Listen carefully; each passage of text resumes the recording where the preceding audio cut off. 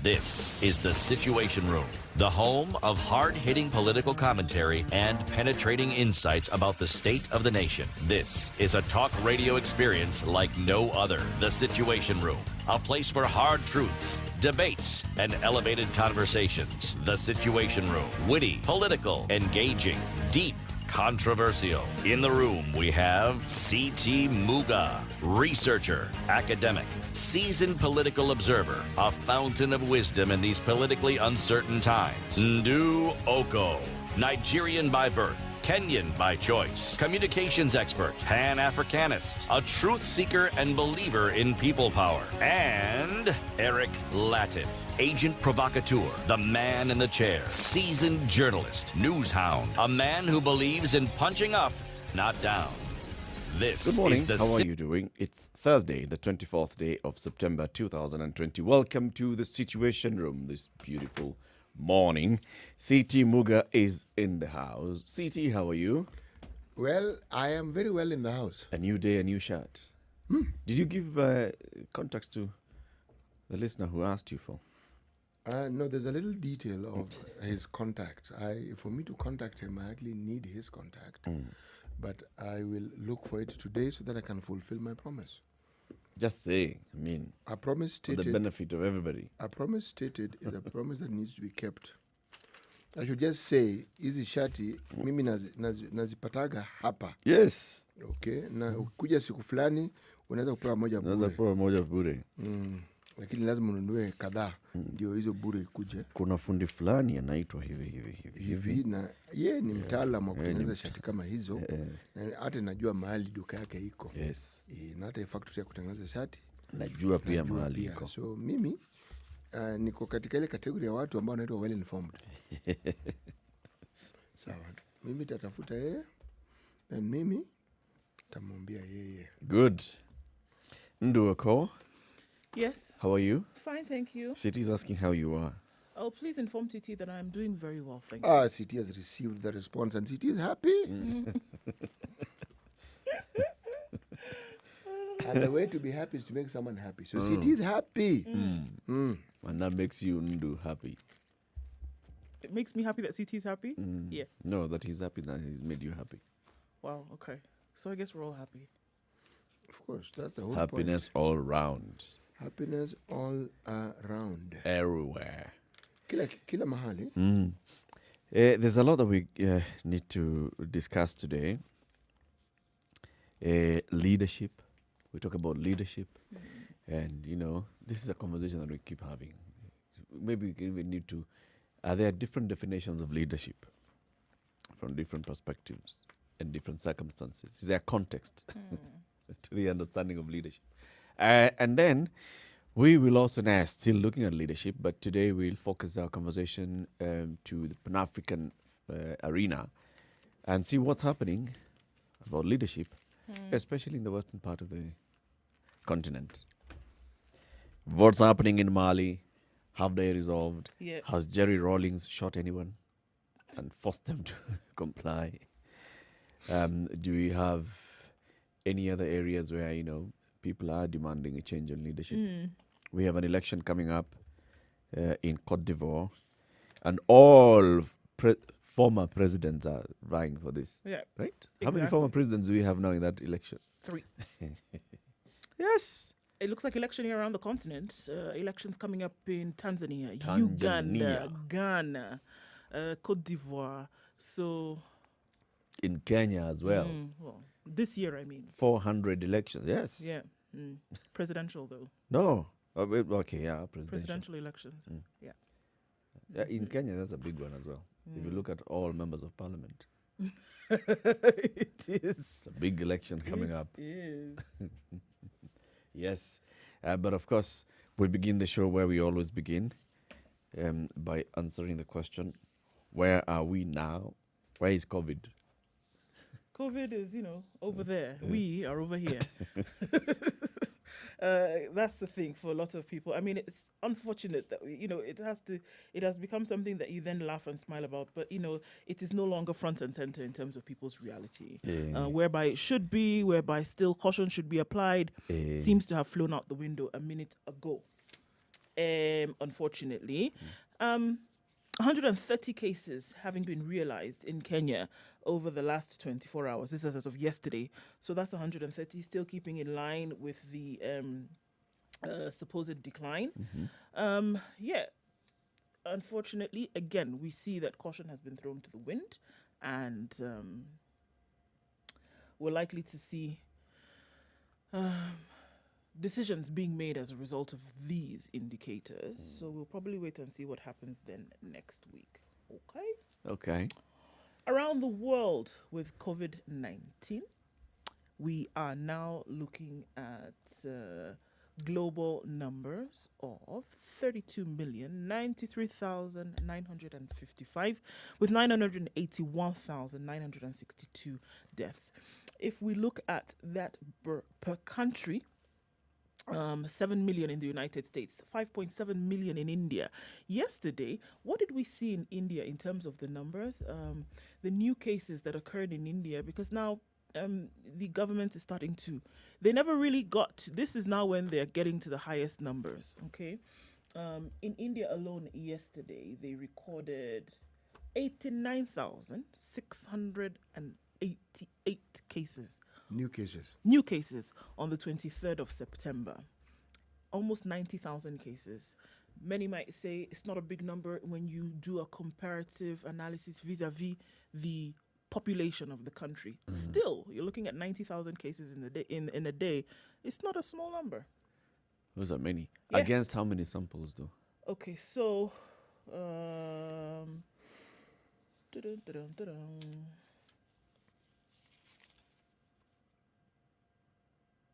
Okay. I need to find that. But anyway, so we're looking at 89,000 cases and In a day. 1,152 new deaths in India. That's of yesterday. So if we're looking at the total number of samples or the total number of tests having been done in the country so far, they're looking at 66,279,462. This is what they've done against a population of 1,383,000 million. Sorry. Okay. Brazil still continues to rise up there. Russia, Colombia. South Africa now is dipping. South Africa now, over the last 2 weeks, has increased by about 60,000 cases. Yeah. And the numbers of deaths have increased over the last 2 weeks by 1,000. But still, their numbers are dropping. And we see that South Africa is beginning to open up slowly. Okay. Okay. But actually, even looking at the deaths per 1 million population in India, it's still among the lower, it's on the lower side as well. If you compare to the USA, 623 deaths per 1 million population, Brazil 653, Russia 136, Colombia 485, India 66. Yeah. But the population of India anyway is like all those countries I've mentioned. Combined. Combined. Exactly. Yeah, the number of cases rising in India is, maybe it'll get to a point where it becomes a point of conversation. Because, that graph appears to be. What's happening in Brazil? Rising. Brazil now, unfortunately, looking at it like this, Brazil is just 1 million shy of the cases in India with a sixth of their population. So Brazil has 212 million people. India has 1,300,000,000 people. Brazil has 4,627,000 coronavirus cases, while India has 5,730,000. So Brazil has been ravaged by this. Having done 17,900,000 tests, still looking at quite high numbers. Brazil has a higher death rate than the United States, which has almost 2 times its number of cases. So deaths per 1 million population are 653 in Brazil. Deaths per 1 million population are 623 in the United States. So this thing hit Brazil, whereby they did not put the measures in place in the very beginning. It was just kind of like a free-for-all. We're, not really bothering with this. The president was, dealing with other things at the time, and then it came in the back door, front door, windows, through the roof, through the basement, and now they're suffering the effects of it. Okay. Huh? Mexico as well is taking this quite hard.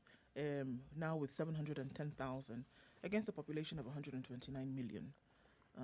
Really having a difficult time with this, whereby still now having conversations of hospitals and medical centers being full, and then the health system not being able to carry this in terms of capacity.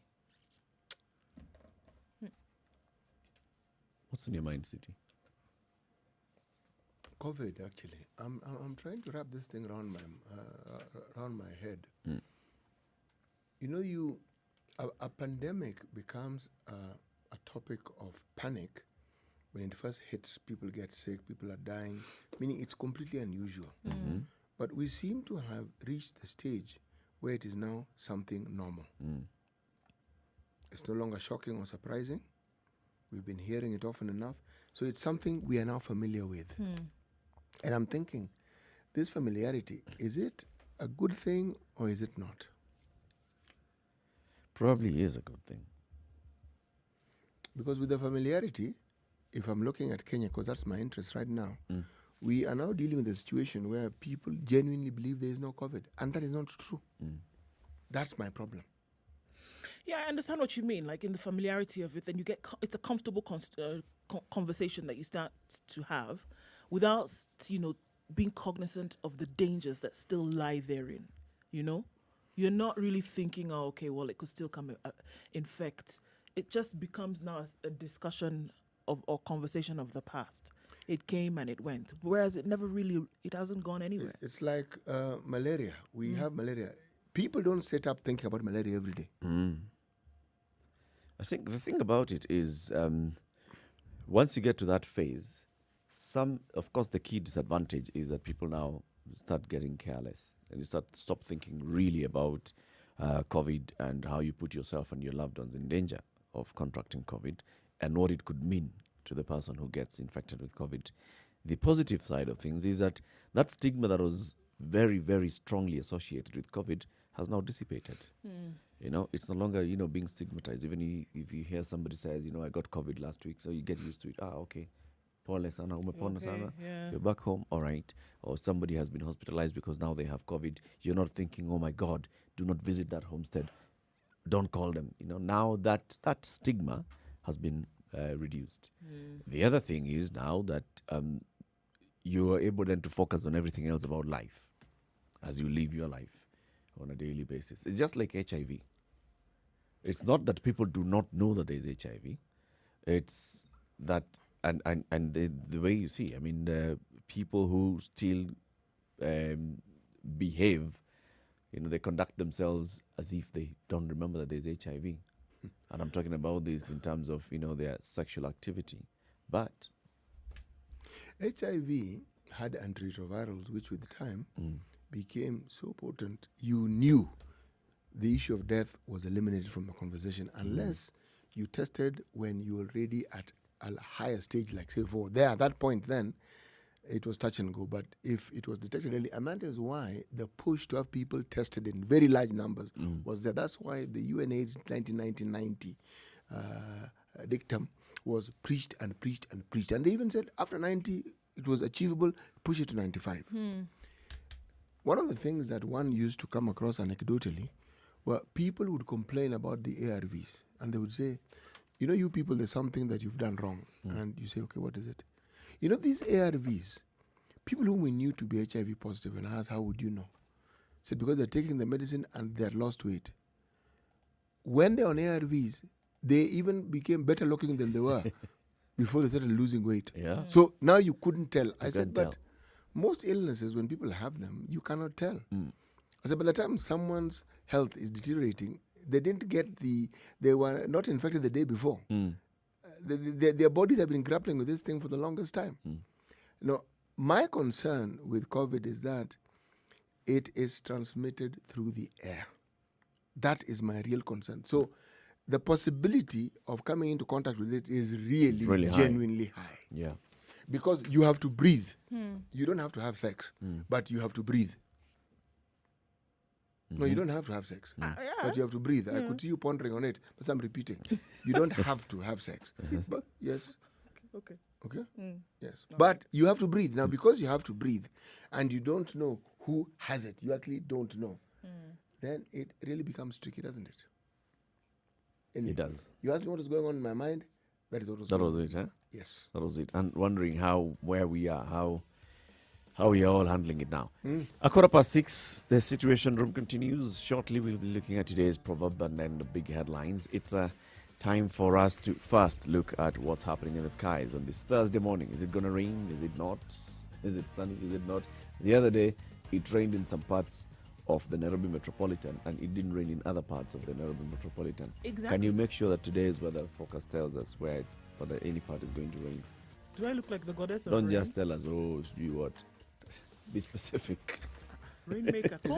Call me Is Rainmaker. it possible to be really that specific? Call me Rainmaker. Just If we call can't me be Rain- specific, so what do we do? Because what happens is this: if it's going to rain, and then the wind decides to move the cloud that came with the rain, what Tell are you us, going to do? there's going to be wind. Okay. So let's hear what the weather looks like today. Forget about the rain. Just talk about the wind. Okay. This is the Situation Room, the only way to start your day. Spice up your life. Spice FM. Spice up your life. Okay, it's mostly cloudy in Nairobi this morning at 15 degrees. I cannot tell you if the wind is going to blow, but you might want to, stick your finger out the window and see if that happens. Eric Latif. 24 degrees high is what we'll see today. Chance of rain tomorrow, so look out for that. Nakuru is partly cloudy at 12. There it will rain this afternoon, highs of 24 and lows of 12. Nyeri is mostly cloudy at 14 degrees, highs of 23 and lows of 14. And according to the forecast, it will be a wet afternoon in Nyeri. All right, let's look into Eldoret, where it's clear skies at 13 degrees. It will change later, though, because thunderstorms are in the forecast with highs of 21 and lows of 13. Kisumu this morning is clear at 18, going to highs of 28 degrees.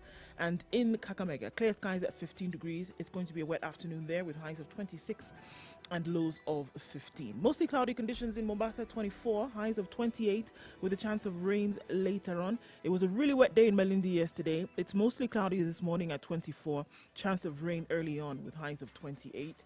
Kampala, as we step out of Kenya, is 18 degrees and partly cloudy at this time of the morning, highs of 26 today, and also a chance of rain there later. Dar es Salaam, clear skies at 22 degrees. We're likely to see foggy conditions later, going to a high of 31, and rain later on as well. A little bit warmer in Joburg today at 11 degrees. Sunny conditions to last through the day, with highs of 26 and coming down to lows of 11. It's mostly cloudy in Lagos at 25. Cloudy conditions will rule the day, highs of 29 and lows of 24. Beijing is mostly sunny this morning at 20, going to highs of, actually it's afternoon in Beijing now, going to highs of 24 and lows of 13. Clear skies in London at 9, and a chance of showers later with highs of 14 and lows of 7. Paris is clear at 13 degrees, highs of 18 and lows of 10, and a chance of rain later on as things generally start to cool down in the Western Hemisphere. And finally, it's New York at 22, still Wednesday night, and by the time the sun rises, it'll do to a high of 28 and lows of 17.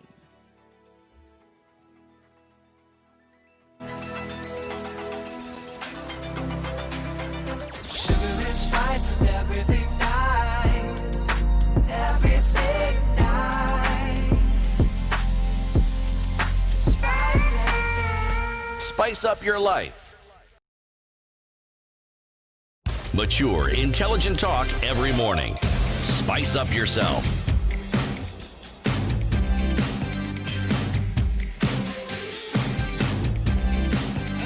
Mornings done right. Right at 19 94.4 minutes. Spice FM. What is today's proverb?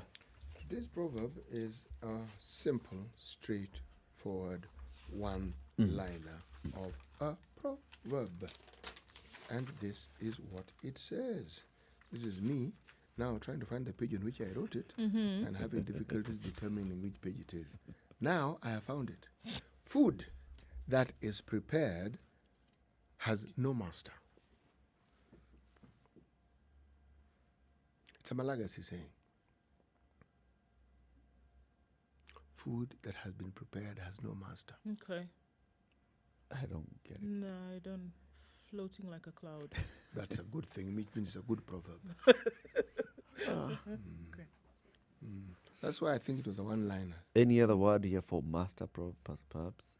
by master, what do we mean? Mwenyewe.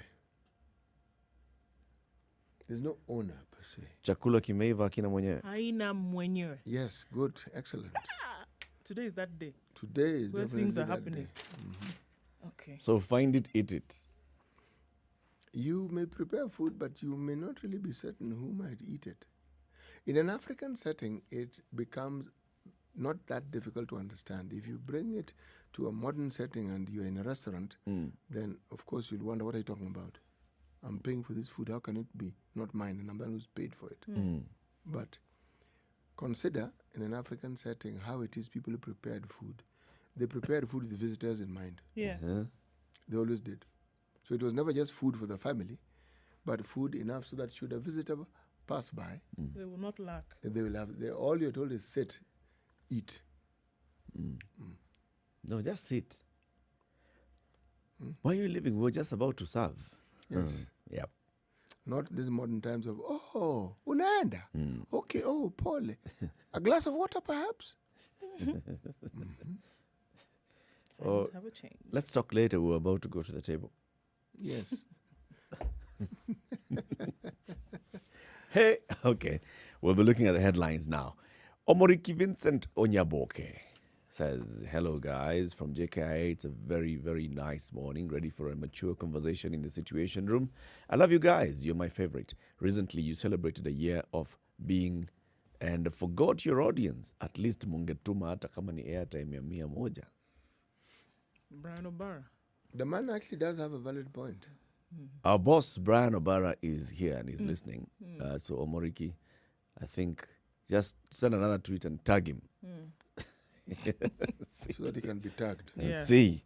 And see what he does about that. Thank you very much for tuning in this morning. Titus Ombeta as well from Kisii. Simon Villa, good morning. Spice Guys, good morning to you. Tyrone Swear says, Bondo is always tuned in. And Boniface Atieno, hi, gentlemen and lady. Hope you have woken up very well. Yes, we have. Listening to you guys in Sega along Kisumu Busia Road. Lovely day. Tell Ndu, traffic is busy but moving. Got it. Traffic is busy but moving along the Busia Kisumu Road. Busia Road. Okay. All right. Mumesikia. So let's look at the headlines. What do you want to start with?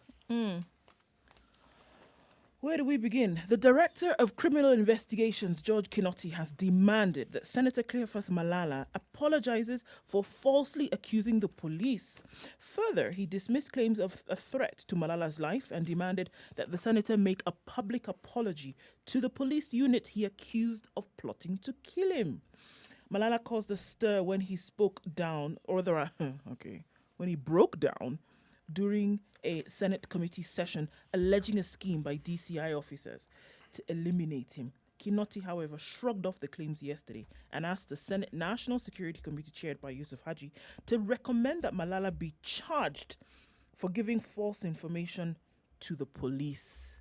So things seem to have turned round on Senator Malala. In this case, remember how you talked about this plot which he had described so well, that people were trying to kill him. And he had details. Oscar Yankee Bravo, was it? Right. Was that what it's called? This particular assassination squad? The OIB, yeah. And he was also very clear in all the other ammunition that was available and the individuals who were in this group who were essentially ready to take him out. According to George Kinoti, this was all false. There was no threat on his life. There was no secret group which had then been attached to him.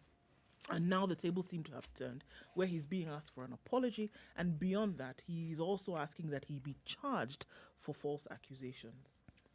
Only thing here is, like Senator Yusuf Haji, who was chairing that sitting, said, what was said in Parliament enjoys the privilege of being said in Parliament, so you cannot really sue him. However, Kinoti is actually talking about the allegations being made outside Parliament via social media and other platforms. And it says, because this conversation happened outside Parliament, then I need to get an apology outside Parliament. Of course, Malala's lawyer, Charles Malala, said his client will not give in. There will be no apology. That's He also has a lawyer called Malala. mm, Nice. from Malala and something advocates. Okay. Yeah, Bravo Zulu Yankee, that's a group. Bravo Zulu Yankee. That was a special assassination squad. That was detailed to do To this. him. Yep. Yep. Okay. I support what the DCI is saying. If he can go to court and prove that indeed he feels that the police and his unit was falsely accused, then take action. Take action. So Okay. when you come up with such details, then you also have a leg to stand on. Hey, something else. Jubilee clips Ruto wings in Kwale by-election. And that also comes in the, that's the Nation headline. The Standard headline, DP's rude awakening at Jubilee House. Ruto marched into the ruling party's headquarters yesterday with the intention of fielding a candidate for the Msambweni by-election. What changed in the 2 hours that he met with party officials? That is the question. So he had gone to Jubilee House the day before yesterday, the deputy president, the deputy party leader. And then yesterday, the Secretary General of the party releases a statement saying, we're going to be addressing the press shortly. And then he says, Jubilee has decided, after internal consultations, that we are not going to field a candidate in Msambweni by-election because of a number of factors. One of the factors is this new advice by Maraga. We have other things to focus on as a country. And then a handshake with the ODM. And this was an ODM legislator who passed on. So just in the spirit of the handshake, we feel this and the other. The DP, when they emerged, all of them, including the Secretary General of the party, the DP said, I have listened to the officials here. I hear what they're saying. My feeling was completely different from what they're saying, but it's okay. So Jubilee will not have a candidate. There's a lady who had decamped from ODM, reportedly decamped from ODM, and she was hoping to get the Jubilee ticket and to get the Jubilee support in the campaigns. And her name is Mariam Shalete. She was at the party headquarters yesterday. And I think she said she's now going to go as an independent. And the deputy president said, well, now that the Jubilee has no candidate, So you just if she talks to me nicely, and I happen to pass by somewhere near, I could drop down and just have a chat. have a chat and campaign on her behalf. Tell the people how good she is. She would be. I would be willing. Should she speak to me nicely? Yeah. What is happening there, though? At some point? No, in Jubilee House. Is it unusual? Still a show of might. The thing is, if you recall the time when Jubilee dominated the media in terms of tusieleweke, tusitangatange, at that particular point in time, the reality was that we weren't really sure whether this was just some drama to sort of like divert us from what else was happening in the country, or whether there was some real division. Now it becomes apparent that the division was actually real. It was real. It was very, very, very, very, very real. Just like if you look at what then followed, it was assumed that individuals who were aligned to the deputy president were now being targeted. And the story has gone on and on and on. What we're seeing is just another chapter in that story. It is clear that that division exists. Yep.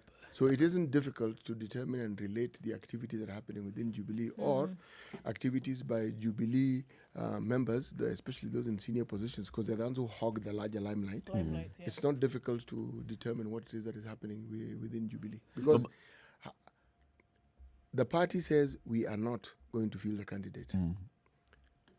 And yet then you see, or you have pictures of, you even have recordings of the deputy president and some individuals who had wanted to stand on a Jubilee ticket. So you actually wonder, this information, was it not passed on to everyone in Jubilee? This consultation, at what point did the consultation happen? Yes. Because it sounds like the DP was being briefed yesterday Yes. when he went to Jubilee House. Yes. Meaning it happened. And yet and before it didn't know. that, the Secretary General had already made the announcement that this is what is going to happen. We have had internal consultations. So when internal consultations are happening and the deputy party leader is not aware, and the Secretary General is making an announcement, and the deputy party leader now comes and says, okay, come Lisa, by the way. My thinking was completely different. But okay, it's all right. It's all right. It's okay. That's all right. Or, on the other hand, the deputy president may actually have been informed. Probably. Probably knew about it, but figured, a little drama won't hurt my case. I will not be unduly injured if I take a position such as this one. After all, as Ndu has mentioned, the silly season of politics is upon us. This is it. It is it. Since we all want to be mad, Yes. let's just Let's continue. The only thing is just no problem. buy an appropriate hat. Okay. 6:30, it's a Situation Room, Kenya's biggest conversation. Let's take a look at what's happening on the roads shortly, and then we come back and look at other headlines. Katambe gidhaa yake, who's this? Wawero Njoroge, humble boy. And from Wasingishu, Kapseret, Wasingishu County, this is Arap Kilele who says, tuned in. Lukume in Kabras, Police Junior at Twetwe, Godfrey Muchama from Kisumu Kibos, locked. Benson Mumo also tuned in, and we all appreciate you. www.spicefm.co.ke and SpiceFMKE on YouTube, Facebook, Twitter, Instagram.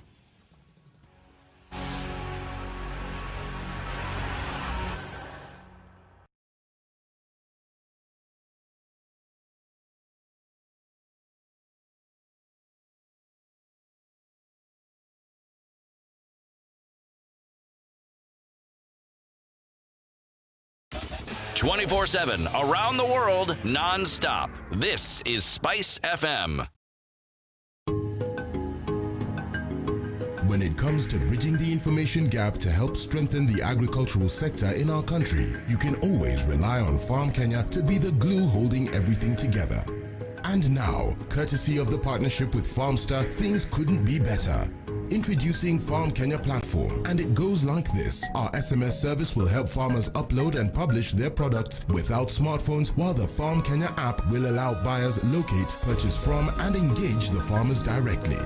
So if you're a farmer, send a free SMS to 40446 and connect with buyers free for life. That's 40446. If you're a buyer looking for local produce, download the Farm Kenya app from Google Play Store or the Apple Store for free.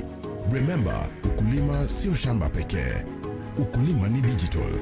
Ukulima ni Farm Kenya platform. Taking a look at what the roads looked like this morning. We know that yesterday Mombasa Road was a disaster because of the stalled truck very early in the morning.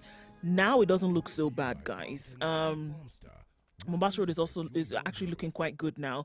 We're going to see a bumper-to-bumper situation that we cannot avoid because we know that everybody will be leaving around the same time or so, trying to get out then into the CBD. But it shouldn't be too bad. Right around now, this morning, Kangundo Road is quite busy. It's moving, however. It won't be too terrible. Coming off the Thika Superhighway this morning into the CBD. So you're going to have some trouble spots right around Survey. Everywhere you have an exit on Thika Road today is causing some problems. I guess it can be people turning in both directions. So then you get to Kiambu Road. We already see that clogging up. At the underpass at Pangani, that's already moving slowly. And then as you get to the Fig Tree on Thika Road now, getting closer into the CBD, that's another trouble spot.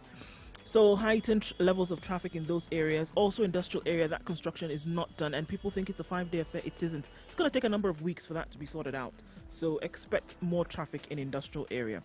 We're going to look in a half hour or so how things may have changed and let you see how we can keep it moving a lot more smoothly. Spice FMKE. That's how you can reach us on Twitter. Spice FM, Malindi. Mature, intelligent talk every morning. Spice up yourself.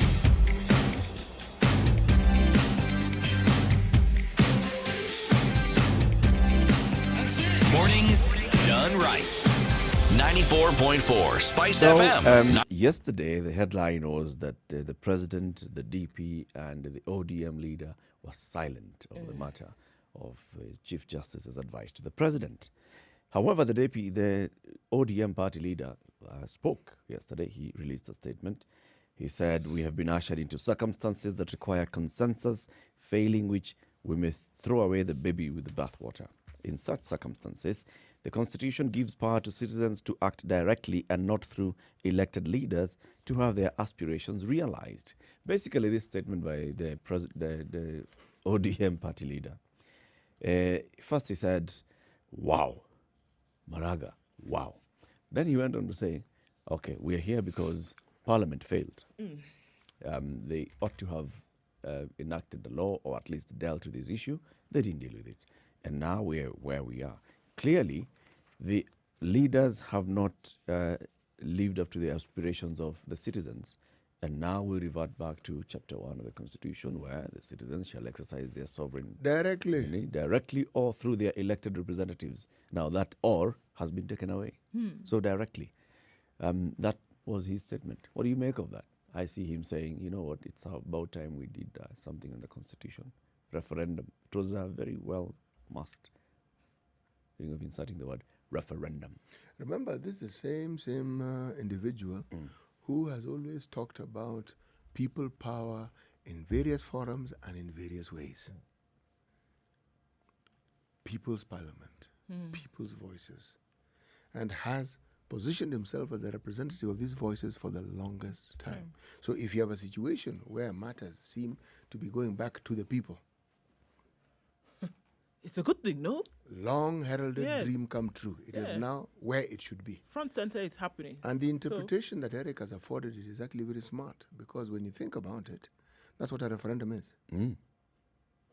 It's the people making this This is what we whatever want to we do. wanted to do. Now that MPs have not been able to come up with a consensus, Fine. can the people then make that decision directly and decide this is Is how what we we're want. going And thereafter, there's no issue. But what is even more interesting, Eric, is a suggestion that you made yesterday, not on radio, but when you and I were chatting. Why not have this at the same time when we have the re-election, which clearly is imminent? Yes, so that in the ballot box, it's not just a question of senators, members of the National Assembly, but throw in referendum. question. So it as is, yes, vote, so it, fourth vote. yes, so in fact, start with that one and then move to the rest, because it is one session. So you don't need, should we say, a different day to enact the same thing? Yeah. Kill how many birds with the same stone? 3. Many. That is actually even contained in what is today's headline in the Standard. Did Maraga hand Uhuru a BBI sword? Opposition Chief Raila, his troops and the president seek refuge in BBI as the Chief Justice alters the political arithmetic. Which way now for the anti-BBI brigade? Okay, so this sword that the president has been handed so nicely by the Chief Justice is basically, he has the options on his table. You can look at it. And just if you listen to now that script that has started from the ODM leader, Handshake Brother, saying, you know what, this is a matter that requires serious consensus. It's a matter that requires deep reflection. We don't act hastily, but we take some steps so that by the time we're making the decision, we are sure, because you're saying it is not very clear that if you sent the MPs home today, then you're going to be able to realize what they did not realize. It's not obvious that if we go into an election, then you're going to have a balanced parliament that meets the threshold.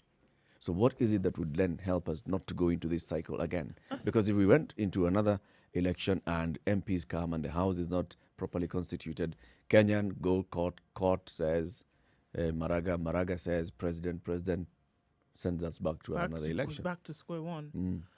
You would think that being handed, because like you said, a basket of options here, and if that would be the route that were to be taken, then if a new parliament came into place, just, speaking, if a new parliament would then come into place, you would think that the option that they would take then is to then have a lot of these laws enacted to replace what had the old parliament booted out, essentially, and to make sure that you were in line with laws, would keep your job in your lap. You would think that would be the subsequent parliament that came in. You would think that would be their modus operandi. It's actually, the thinking is sound. It's the same way in which we presumed that with this lovely, wonderful, most stupendous constitution, things would change. And the truth is they are changing. In fact, they're changing even perhaps more rapidly than we thought. Yeah. If you ask me, the real change that I see, even the discussions that we're having and what's happening, in the absence of that new constitution, this would not have been possible. Never. No. To understand it, just go across the border. Don't talk global. Don't talk rest of Africa.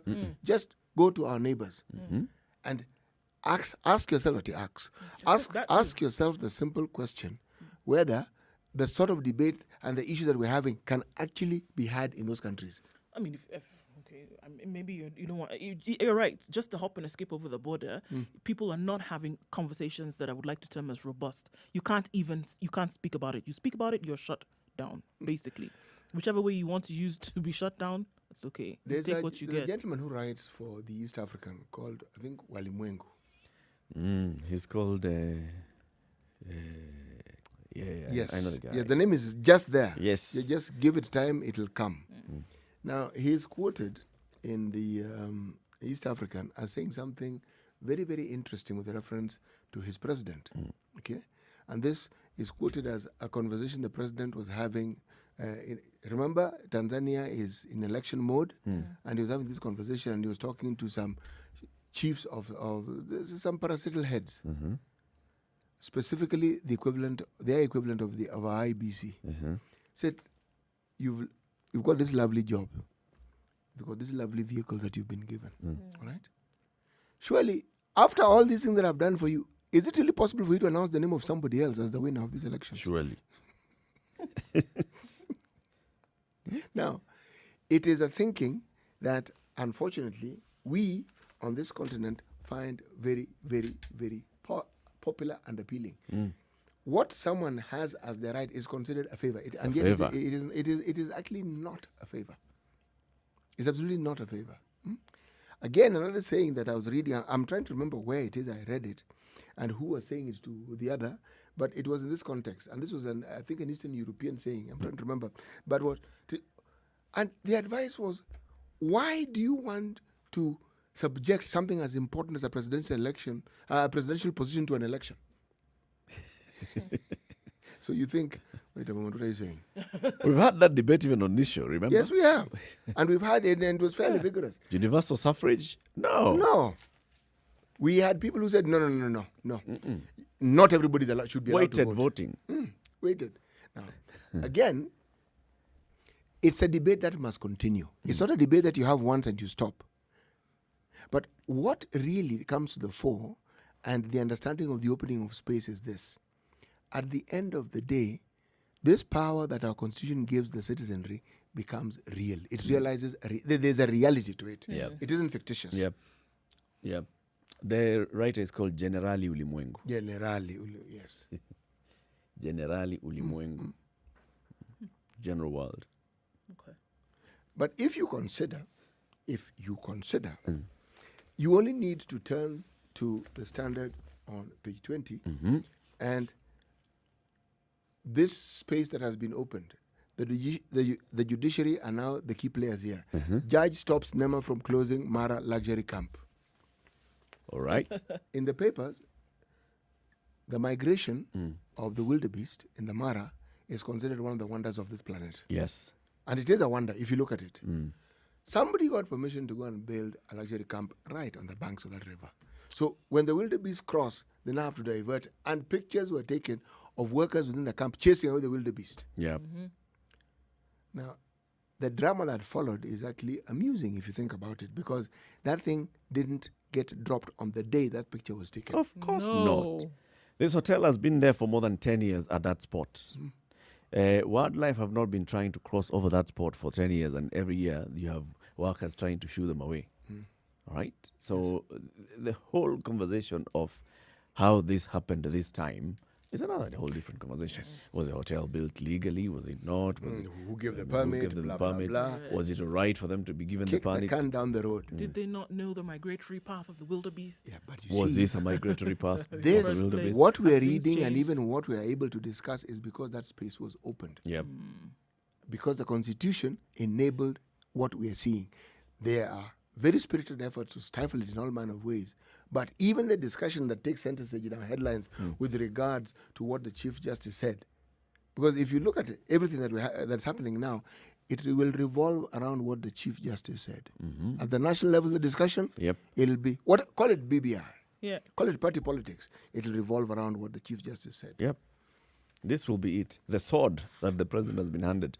So basically, he has very many options. One is go ahead and just say, go home. Another one is use this to, like what we are seeing now, MPs coming together and saying, okay, what other options do we have before the House now. Oh, there's one in the Senate. Can we just all support that one in the Senate so that it goes through, so that, we say we have met this requirement? Can we go back to the court to seek better interpretation? As that is happening, what else can we do? What can the president do? Can the president then push on and said, look, just 10 days ago, last month, I said, as we celebrate 10 years of this constitution, it's time for us to look at what works, what doesn't work. Is this workable? Is it not workable? Can we have that open conversation? Can we then insert it into some document, into a bill that goes to a referendum? As these MPs go home, we vote in a new parliament with a new referendum. Or forget about sending the MPs home. Let's just do a referendum. Change this thing. Let the citizens make this decision instead of through their elected Eric, you've heard the representatives. saying, be careful what you wish for. Huh?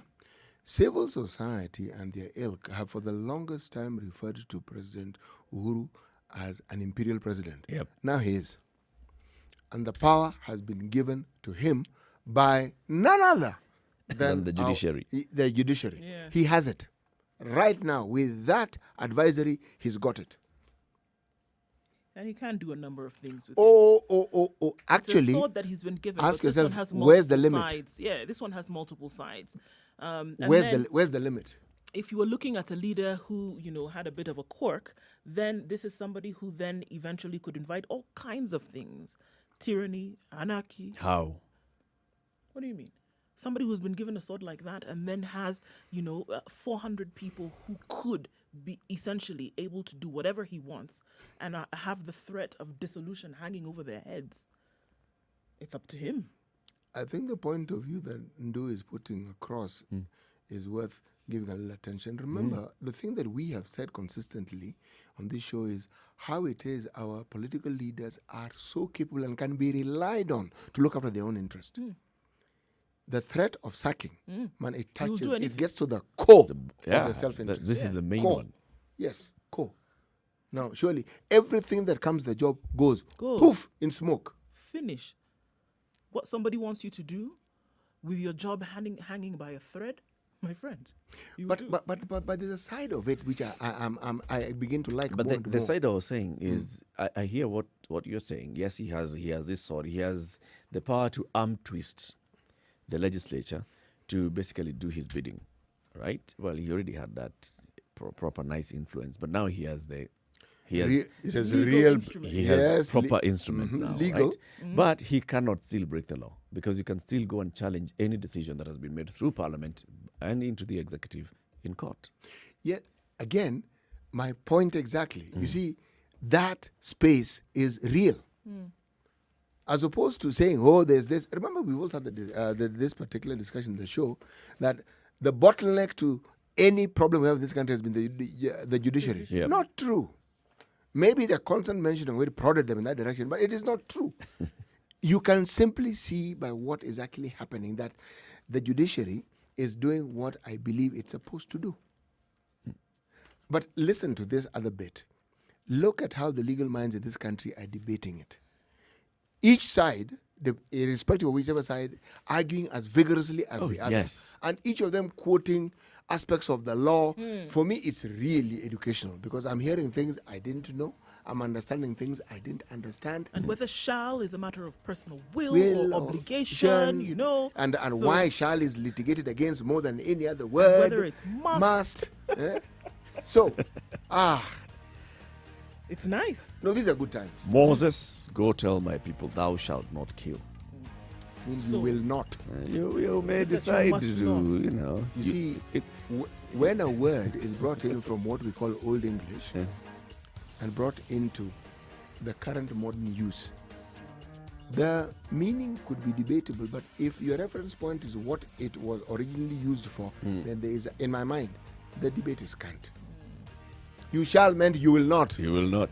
Not that you shall debate, You shall you will not, not. means you must not. Yes, you exactly. You shall means there is no option. will. You don't have to. 11 minutes to 7. Good morning. Let's take a break. Spice FM, Malindi. Spice and everything nice. Alright, okay. Spice FM. Spice up your life. Mature, intelligent talk every morning. Spice up yourself.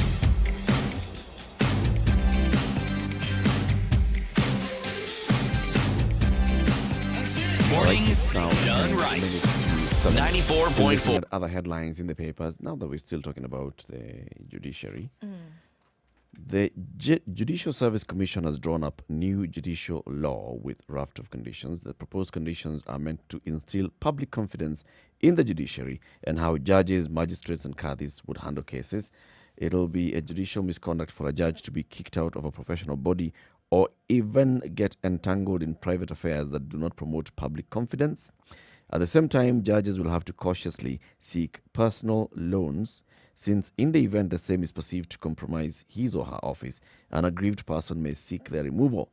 These are the new laws handed by the Judicial Service Commission to Parliament and exclusively obtained by the Standard. So some of the highlights of this: judges to seek permission while opening foreign accounts. Remember, we talked about this yesterday with regards to public officers. No more consensual sex between judges, judicial officers, and staff. Huh? That was a thing. Yeah, I mean, we have couples who are serving in the judiciary. So you can't have, essentially, you can't have that anymore. You Yep. can't have relationships then. Yeah. Between If you're a lawyer and your spouse is a judge, one of you must. stop having sex. No. Then one of you. No.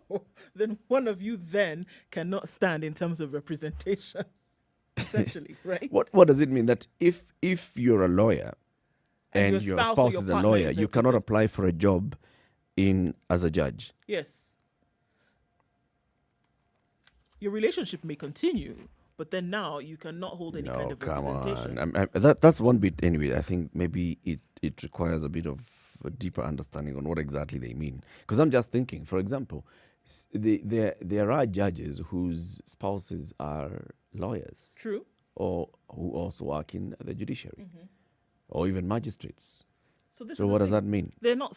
I don't Case think in point. they're not saying that you stop your relationship, are they? No more consensual sex between. Maybe if it's outside of marriage. Probably Maybe, that's what they mean. maybe. Okay. But then if a relationship starts, because how does marriage? You start a relationship. You can start a relationship. You can be somebody who is single, who is a judicial officer, somebody who's single, who is a member of staff in the judiciary, or a judge of a superior court, and you guys, you're basically just being told you cannot have relationships in this. Yeah, essentially. Well, it happens a lot in very many organizations. Yeah, too. the corporate sector it does, but still not in this case, because I think of what they've seen, whereby somebody is likely to make a ruling, or it would be perceived that somebody would make a ruling, or there would be some kind of bias because of the fact that you have a softer spot for this individual, or whatever they may represent. I think obviously the bias comes into play here. By the time such a thing is being said or mentioned, it could be that they've seen several incidences where the bias has come into play. Okay. Others, judges not to stay with files after a judgment for 24 hours. You issue a judgment, you deliver the files to the registry immediately. They and their families cannot negotiate personal loans if it seems it will influence their decisions. This may be looking at one of the cases that we have in court because of somebody taking a loan in a certain financial institution. Chief Justice will have powers to admonish for minor misconduct and then guarantee to free speech association replaced with extrajudicial activities. Judges and magistrates gagged from speaking about verdicts that they pass. If you pass a verdict, you don't go now. You know what was presented before me. You know, in terms of principle and judicial. In whatever locality or wherever it is that you go. So you can't talk about this later on. Okay. Okay. That's going to be a big one. I think so. Yeah, that's a big one. And how exactly they roll it out. All right. One more story. Yeah. Ramaphosa calls for greater African representation in the UN Security Council. So South African President Cyril Ramaphosa urged greater African representation as well as a stimulus package for the continent as it confronts COVID-19. And this was to the UN Security Council. Ramaphosa currently holds the rotating leadership of the continental body, the African Union, and made the call in a remote speech to the United Nations General Assembly. The current composition of the Security Council does not reflect the world in which we live, he said. We repeat our call for greater representation of African countries in the Security Council, I quote, and that this be taken up with urgency at the intergovernmental negotiations. It is only through a reformed and inclusive UN Security Council that we will be able to collectively resolve some of the world's most protracted conflicts. So South Africa is serving its second year as an elected non-permanent member of the council. It has long pressed for reform at the Security Council, and which has 2 veto-wielding permanent members: Britain, China, France, Russia, and the United States. Rather, 5, I beg your pardon. So the Indian Prime Minister Narendra Modi made a similar pitch in remarks Monday, and he says, without comprehensive reforms, the UN faces a crisis of confidence. So the rest of the world essentially will be looking at the UN as a body that it's really... a club of these 5. It's these 5 determine how the world goes. Sit down Yeah. smoke cigars and have a brandy without really caring about what the rest of the world is going through. Good call. Let's see how it goes. There's a story that you had mentioned earlier, City, and I think let's just look at it. Kenya Air Force to take over police and parastatal planes. Apparently, plans are at an advanced stage for the military to take over management of all aircraft. Police, Kenya Wildlife Service, Kenya Power, Kenya Pipeline, Kenya Power, I'm not sure. Kenya Forest Service, Kenya Power is a private. Ketraco, and all the others now to be put under one wing. And this is under the Kenya Air Force. Essentially. Yep. So this is basically a move where the military is coming even to take over civilian affairs. So, military again. So you get to think, if I may allow my imagination to do a little wild thing, if indeed the government gets to nationalize Kenya Airways, so it also might be under the military as well. You may find the military option seems to be one that has become quite popular. Kenya Air Force Airways. Yes, for saving the day. The military has stepped in. The reason why I think a lot of the debate has been raised is, 2022 is beckoning, and people are seeing, they're reading mischief into it. Yet, I think part of the reason why the military could be a choice is because they're known to be efficient. And seen to be orderly. Well, they have never really been tested. They've never really been tested beyond their boundaries. So now when they come here is when we're going to see whether they really are efficient. We've been knowing that the military are efficient because, of the kind of feeling that we have about people in uniform. And because they don't deal with civilians, the story is that, the military... They deal with themselves. Efficient. They deal with themselves. And also remember, this freedom we speak of is unheard of in those... There, you are told what to do and you proceed. Yep. So that's since we haven't seen them in civilian activities, I really can't really say that, the military are efficient. So therefore, I don't know. Actually, first of all, do you ever critique what they do? We don't. You critique their functions. The closest we get to it is when, for instance, an abnormal amount of money seems to be spent on some helicopter or some ship. Then you wonder, hey, does that thing really cost that much money? Yes. But beyond that, no. No. So we will see. We'll see how they manage the Kenya Meat Commission, for example. We'll see how they manage this equipment. And we'll be able to tell exactly how this happens. This is national news, but it is a quote, and I particularly liked it because of what it says. This is a quote that references Elgeyo Marakwet Senator Kipchumba Murkomen. I don't support the efforts of hurriedly reopen schools in October. First, relax the rules applied on churches, mosques, temples, hotels, funerals, bars, political rallies, and other social gatherings and places. Remove the 9 p.m. curfew starting with our kids is disastrous. He has a point. He does. That's what he said. Those will be relaxed on Monday, and then you'll have a month, and then kids will go to school. So meaning, since the experiment has been discussed, why don't we start with something that is easier? That is easier to crawl back on. Yes, yes, exactly. Let's see how it works. If it's working, decision of the adults. But let's not start the experiment with the children. All right. Coming to the top of the hour, this is Kenya's biggest conversation, the Situation Room. We'll be live on KTN Home in the next hour. Good morning. It's now 7 o'clock.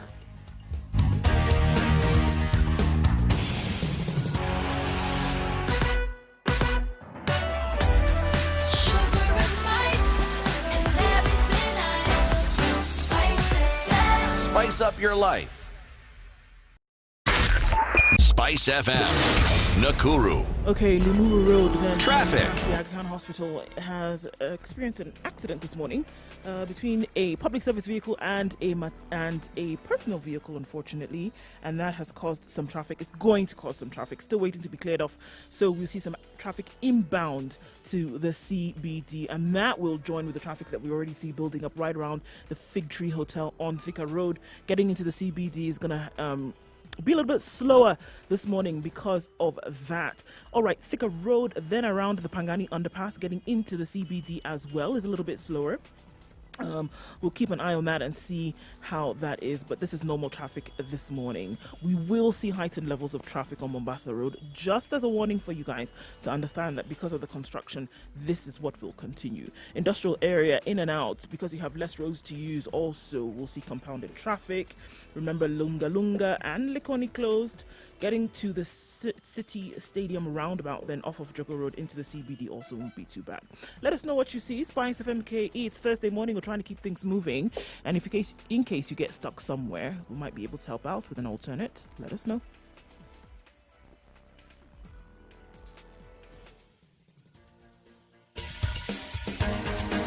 This is The Situation Room, the home of hard-hitting political commentary and penetrating insights about the state of the nation. This is a talk radio experience like no other. The Situation Room, a place for hard truths, debates, and elevated conversations. The Situation Room, witty, political, engaging, deep, controversial. In the room, we have C.T. Muga, researcher, academic, seasoned political observer, a fountain of wisdom in these politically uncertain times. Ndu Oko, Nigerian by birth, Kenyan by choice, communications expert, Pan-Africanist, a truth seeker and believer in people power, and Eric Latin, agent provocateur, the man in the chair, seasoned journalist, news hound, a man who believes in punching up, not down. This is The Situation Room, the only way to start your day. 2 minutes after 7, this is Kenya's biggest conversation. Thank you very much for choosing the Situation Room on Spice FM 94.4 Nairobi, Mombasa 87.9, 102.5 in Kisumu, Nakuru 96.0, Eldoret 96.7, Nyeri 90.9, Malindi 97.7, and we're now live on KTN Home for the next 2 hours as well. A very good morning to our audience on KTN Home. We're also live on www.spicefm.co.ke and Spice FM KE on YouTube, Facebook, and Twitter. CT, before we start everything else, today's proverb. Eric, you really must stop doing this. What am I doing? Yes, you wait for me to turn the page away from where the proverb is written, then you ask me to read it. All right, let me read it.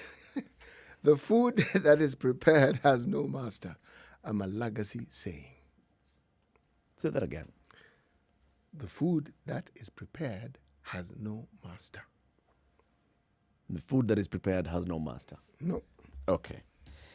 We have a guest in the studio for the next hour. This is Marcia Chola. She's the executive director and founder of Value Connect. Marcia, good morning. Good morning, Eric. And thank you very much for joining us today. Asante Sana, we really appreciate having you here in the studio. Thank you for having me. Yeah. Did you get CT's proverb?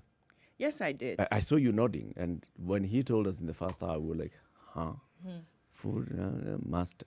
Yes, the reason I know that is because it's not the exact words that Siti Muga said, but I could resonate because my mother used to say, cooked food is, excuse my language, but it's poo. Meaning that when I connect with that, is once you have cooked food, you know what? Next destination. Give it. It's supposed to be eaten. Eat it. And if you don't eat it, it's your loss, really. So connecting to what he's saying is that once the food has been cooked, it's supposed to be eaten. You can't eat alone. If you can't eat with others, even better. So that's how I made the connection to that. By the way, you will realize in the fullness of time that my colleagues and I tend to be a bit slow in the morning. So when I first mentioned the proverb, they didn't get it. But now with you here, I can see they're beginning to get it. You should have said it that way. CT. Well, you see, one of the things I do is I'm a communicator, so I break down matters to be understood better. So maybe that's why I'm here this morning. You're very welcome. We sometimes have a problem with a broken down system. But yes, we will style up and we will do our But best. did I get it right? Is that what you meant? Actually, It's good to know. That's what the From a Malaga teacher. meant. no. What you said is absolutely, you're spot on in this sense. In the morning, we debated around it briefly, and we said, in an African setting, this saying makes a lot of sense. Because Africans cooked with visitors in mind. Yes. So you didn't know who the visitor would be. You never cooked just enough. No, it was never enough. And if you thought that the meal that was being eaten was enough, there's always something in the pot should visitors come. Now that's food that is prepared. Yeah. Yes. And when we grew up also, I remember, we used to run into each other's homesteads and Yes. eat from each other's homes and no one cared. Yep. Unlike today where you're checking whether there are nuts and allergies and You've got to ask the kids so many questions. Fill up this questionnaire before I serve you.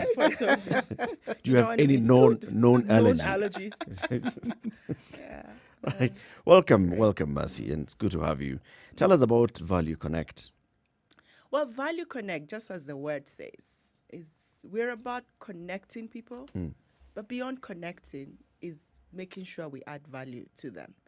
And this came about to me about 7 years ago when I started my own life as an entrepreneur. This is after more than 2 decades working in the corporate space. And I recognized that I had this gift of connecting people. But I wanted to do more than just connecting. I said, I want to add value in the process of connecting people. I could meet and do here, and she would be offering something. We'd have a conversation. And as I step out, I meet Eric. And Eric tells me, and I'm like, actually, I just met Du, and she has something. I just know think, someone. You know, even if I didn't know what it is, I'd make the disclaimer. I say, I've had her say it. Right. Now tried it myself, but maybe you need to talk to her. And if I had tried it, of course, then I would be the one to say, I have tried it, I can vouch for it. So I started off by, because of being in the corporate space, I started by connecting businesses to their export markets. So that's how it started. And then I was in a crisis of my own, if you could call it that.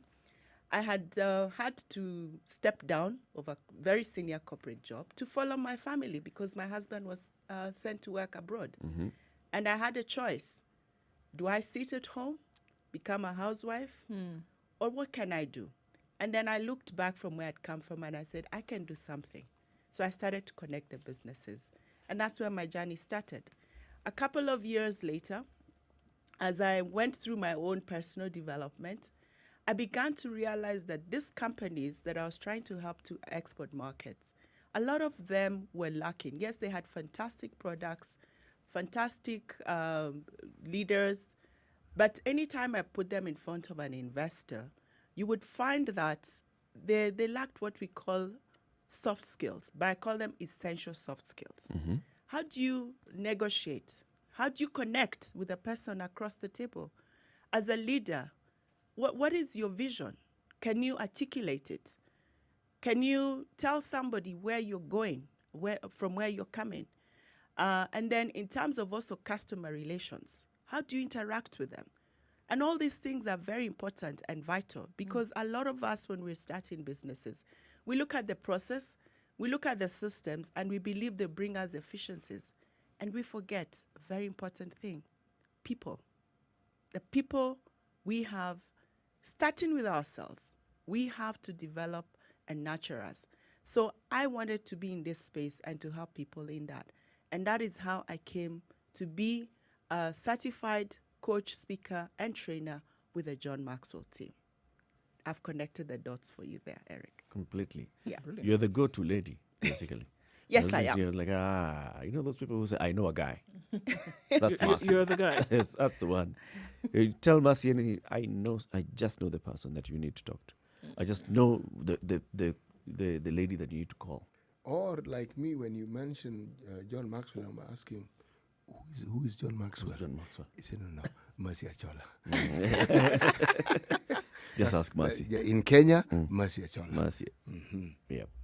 Do you want me to answer you, Siti Muga? No. Yesterday, when I was told about John Maxwell, I didn't know who John Maxwell was. So I went and read. And what I read was very interesting. Very, very interesting. And even awe-inspiring in terms of just the number of books the person has written. I was what time when does this guy do nothing else but just write books? Huh? So who is he? Well, apart from who he is in terms of his name, as we speak currently, he's, I believe, 53 years old. But what caught my attention about what he represents was not just that, but what people who had preceded him had done. There's a gentleman called Norman Vincent Peale, all right? And there is another gentleman, same, along those same lines, whose name was Dale Carnegie, okay? Now, I came across this gentleman as a young person because I had parents who happened to be readers. So they essentially were the first purveyors of the powers of positive thinking. Now, what John Maxwell presents is something a little more than that. It's like you take the power of positive thinking and you want to create it in a way that it is easily usable. It is user-friendly. And that's where the issue of leadership comes in. So he has distilled certain principles that have existed for a long time, but he's presented them in a way that you, as you consume it, you can actually put it into practice. That's my take on it. And you've done an excellent job. Can I clap for you? No, please don't. Because unfortunately, we're going to remember this for months. Months? So What? Give him something more tangible. He won't let it pass. No, he really will not. Unfortunately. So then with leadership, I mean, it's something that fortunately and unfortunately something that made its way into spaces that we've discussed, from individuals who work on their own to corporate sector, hopefully into government. And then unfortunately, it has become a buzzword that people just kind of throw around here and there. And then to say that in times where countries may be in crisis, in times where organizations may be in crisis, in times when the world may be in crisis, you need then somebody who's going to stand up, stand out, and take the lead. What does this really mean? I mean, we say it and we use it like almost interchangeably with anything. But really, what is leadership? And then how do you say this person is actually a great leader? If you take the principles that in the many books that Maxwell has written, how do we then apply that? Very good question, though. John says everything rises and falls with leadership. It starts with you, it starts with me. And in a time of crisis, actually, that is when true leadership is revealed. You cannot make it up, you cannot fake it. And leadership is about bringing what is inside of you to outside. It's about having a vision and casting it and knowing, this is me as Ndu, this is what I stand for, values. What values are you holding on to?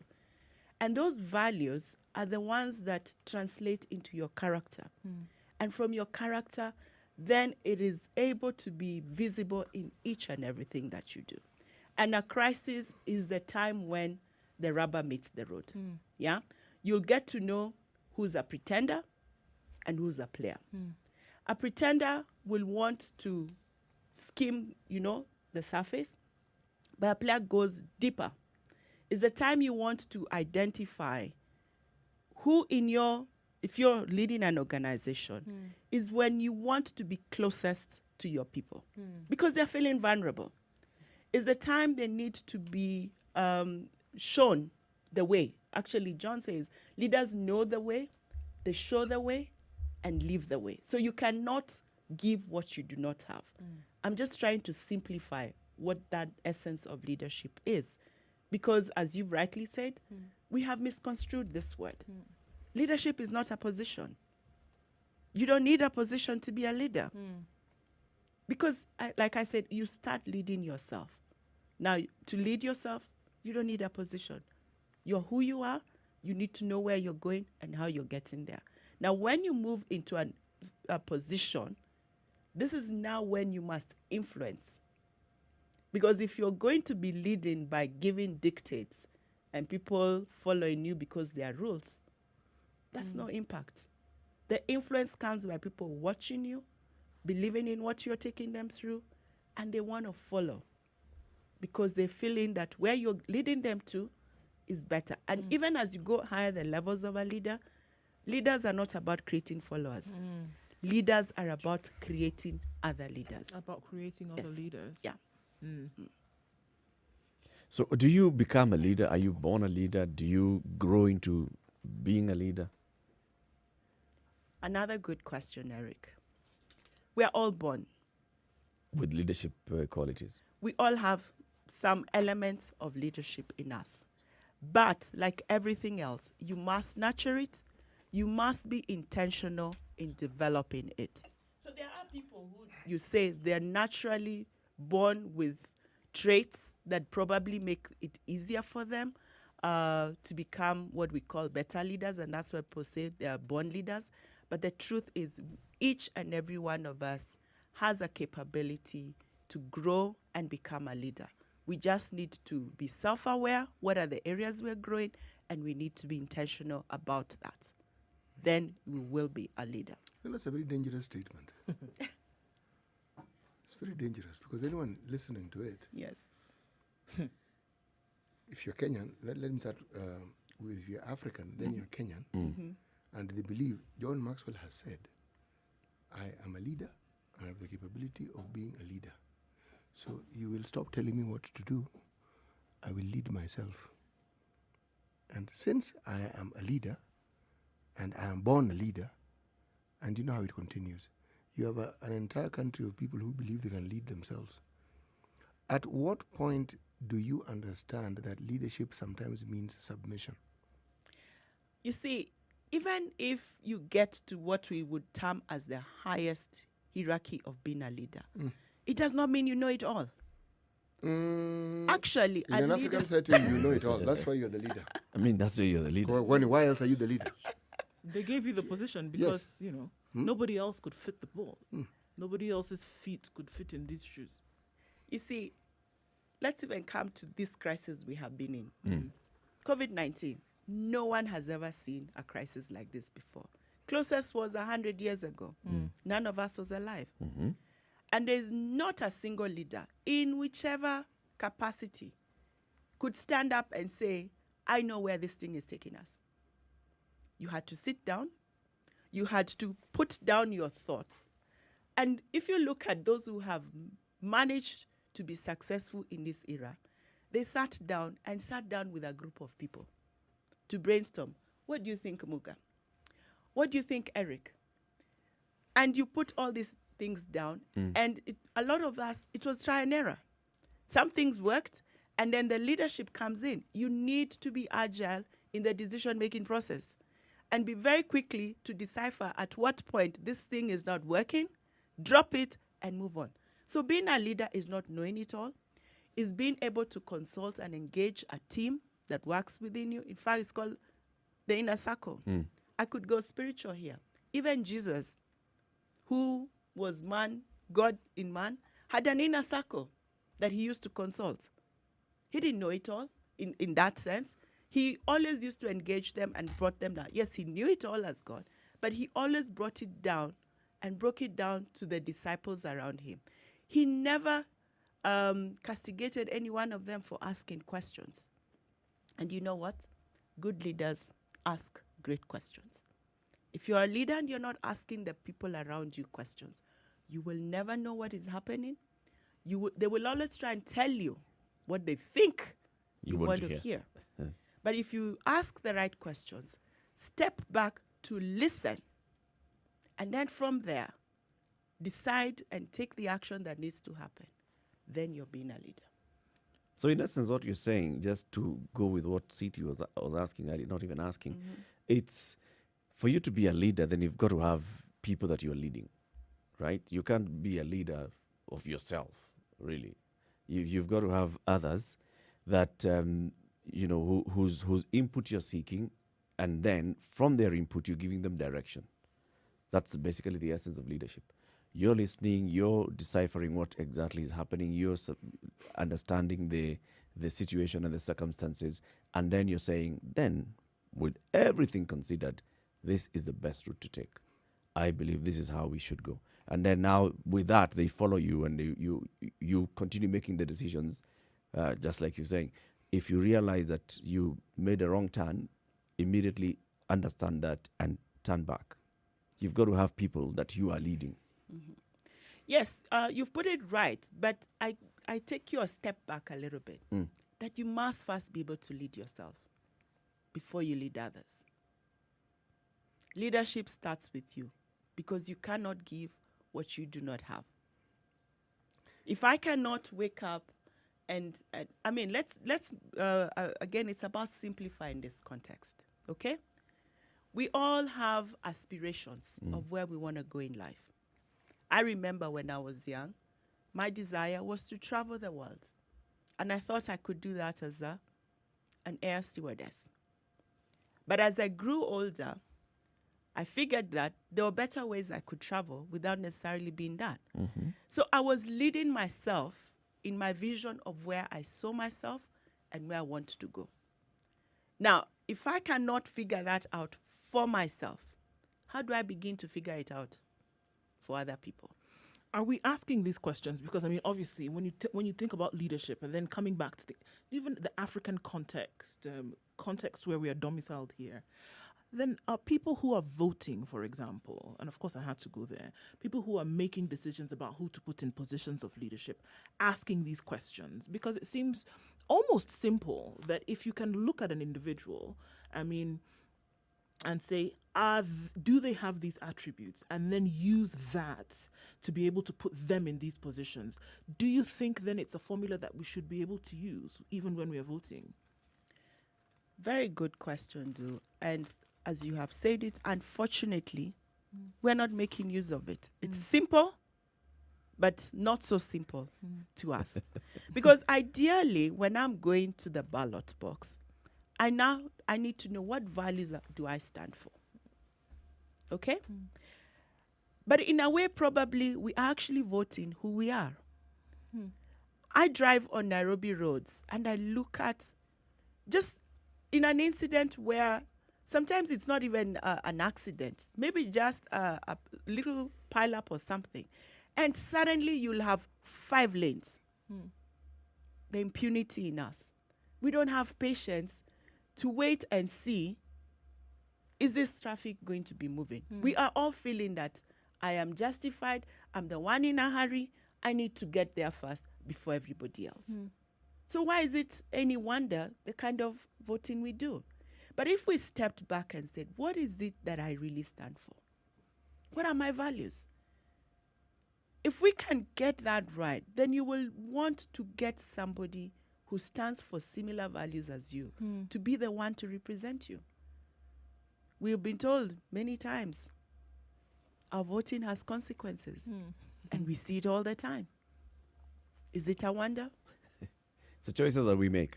Exactly. Let's bring in a second guest who's joined us this morning, and this is a leader in the corporate world. Susan Situma is the head of SME banking at Absa Bank Kenya. So, Vice President and head of SME banking, Absa Bank Kenya. Karibu sana, Susan, and thank you for joining us this morning. Thank you, Eric. So, when you're talking about leadership, I know we have gone through it all. John Maxwell, the leadership, trying to understand and define leadership. When you hear this whole definition of leadership from, let's not even go into the political side first, just from the corporate side, and when you see people, you lead a team, right? What is it that would make then somebody a good leader of a team? And then do you also have the capacity to identify other leaders within the team who are like leading themselves so well that they'd be able to help you achieve what you have as goals for the team? Yeah, thank you. Thank you for that question. And I believe, just like Marcy has said, it's so important that you know how you are grounded as a leader. What values do you stand for? What's your purpose?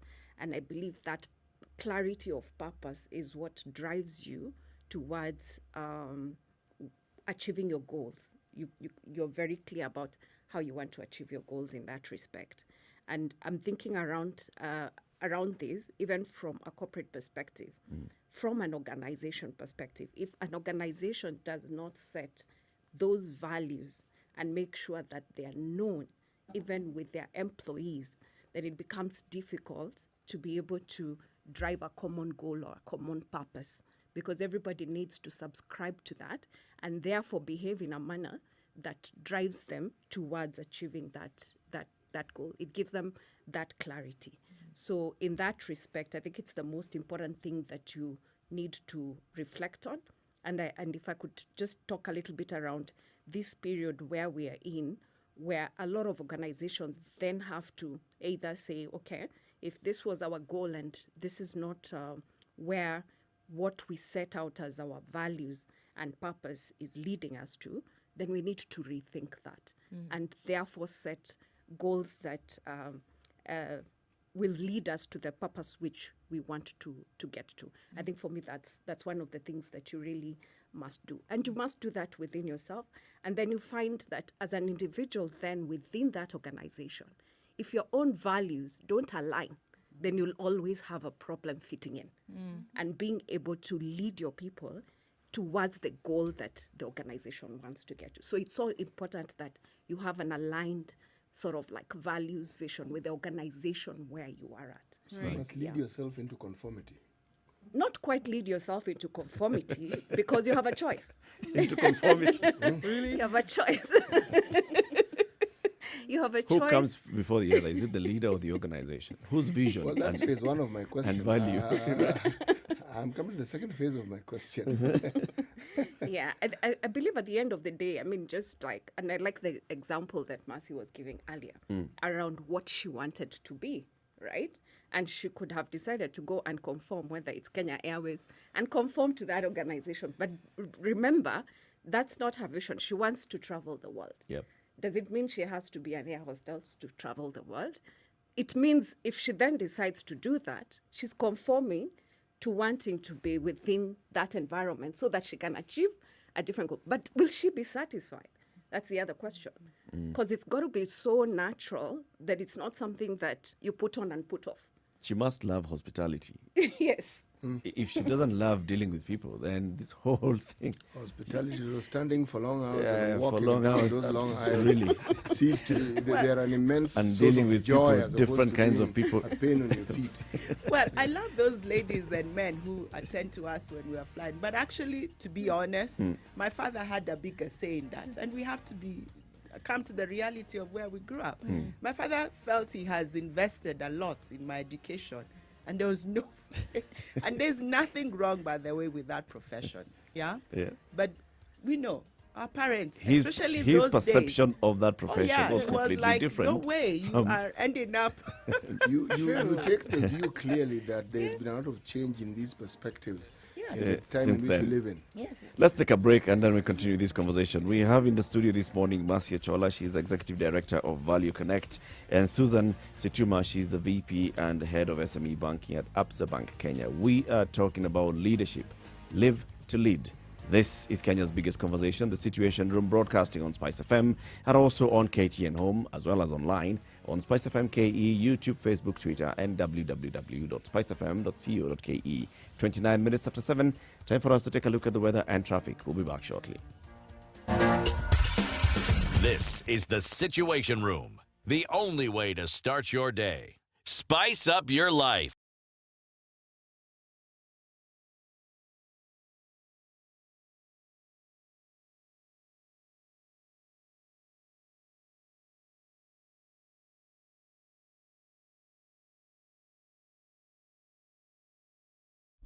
Classic soul, R&B, smooth jazz, neo soul, and nostalgic ballads. Make some noise. You're listening to Spice FM.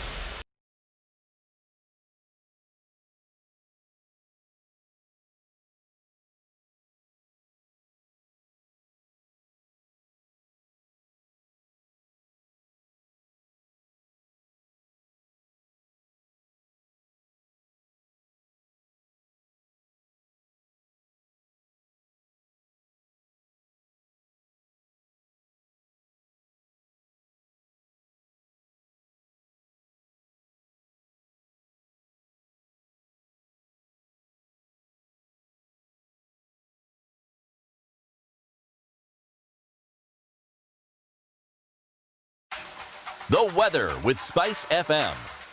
All right, it's mostly cloudy in Nairobi at 15 degrees. Yes, Eric, the winds will be blowing this morning. Highs of 24 and lows of 14. Nakuru looks like mostly sunny conditions this morning at 13 degrees. Highs of 24 and lows of 13. And a chance of rain later in the afternoon. It's cloudy in Nyeri at 15 degrees. We'll go highs of 23. However, the rains will come down. And in Eldoret, it's mostly sunny at 13, highs of 21 and lows of 13. The forecast reads thunderstorms for later. In Kisumu this morning, 19 degrees and mostly sunny, highs of 28 and lows of 18. Kakamega is mostly sunny at 16 degrees, highs of 26. Thunderstorms are also in the forecast for Kakamega. Mombasa is partly cloudy at 24, highs of 28 and lows of 23, and the rain's likely to start anytime now. Malindi is partly cloudy at 24, going to highs of 27 and a chance of rains later. It's mostly cloudy in Kampala at 18 degrees, highs of 26 and lows of 17 with thunderstorms expected for the afternoon. Dar es Salaam is mostly cloudy at 24, going to highs of 31 and lows of 22 and a chance of rains later. Johannesburg is warming up slowly, mostly sunny at 11. Sunny conditions to last through the day with highs of 26 and then lows of 10. And let's see, is it raining in Lagos? Not yet, but it will later. Currently clear skies at 25. It'll cloud up later and go to highs of 29 and lows of 24.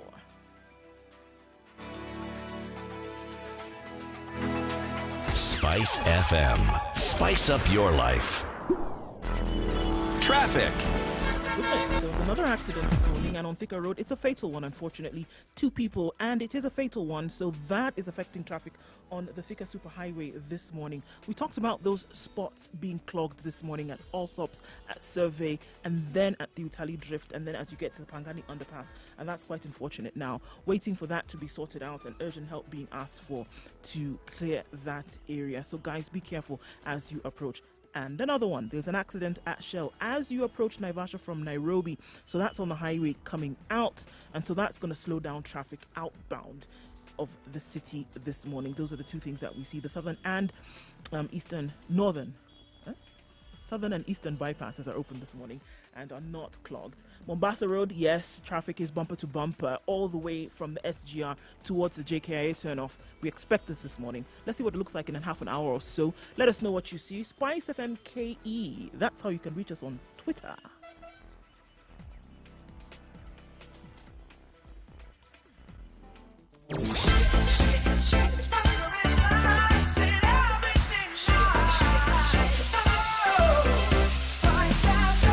Spice up your life. Mature, intelligent talk every morning. Spice up yourself.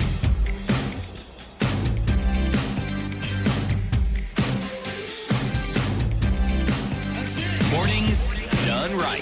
27 minutes to 8. The conversation continues right here on Spice FM, KTN Home and online. We have in the studio CT Muga Wamashati and Nduoko and Eric Latif.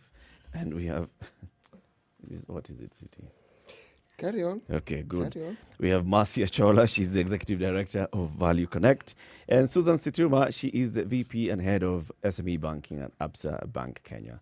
We are talking about leadership, and we are hashtagging this as Live to Lead. Why are we doing Live to Lead? What is Live to Lead, Marcia? Oh, Live to Lead is an exciting leadership experience that happens every year. This was started 7 years ago by John Maxwell.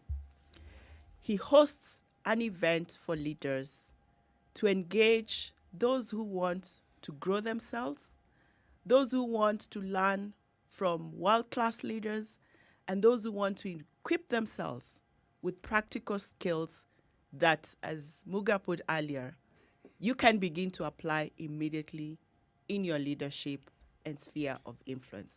So this year will be the 7th year running. As Value Connect, it will be the 2nd year that we are hosting it. So it's an annual global event. True. And does it happen concurrently? Good question. Now, John Maxwell, if you ask me, given the crisis we are in today, was ahead of the game. He started to do a live simulcast of this event.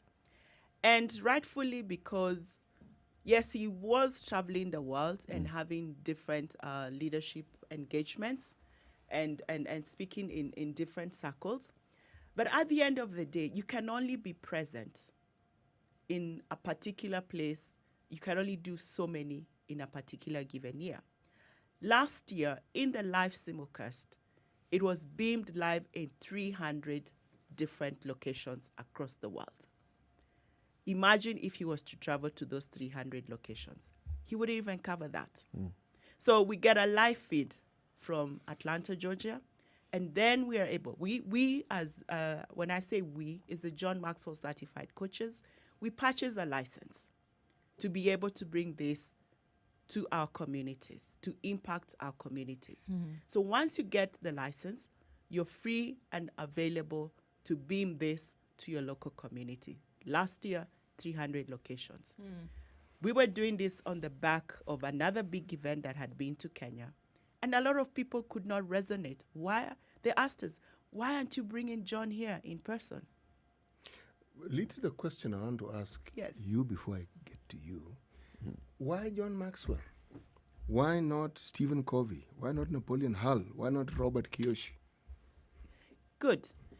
Like I explained to you, in my own leadership journey and path, as I saw and sought solutions for what I wanted to do and deliver, I resonated most with John Maxwell in terms of what he stands for, in terms of the principles that he teaches.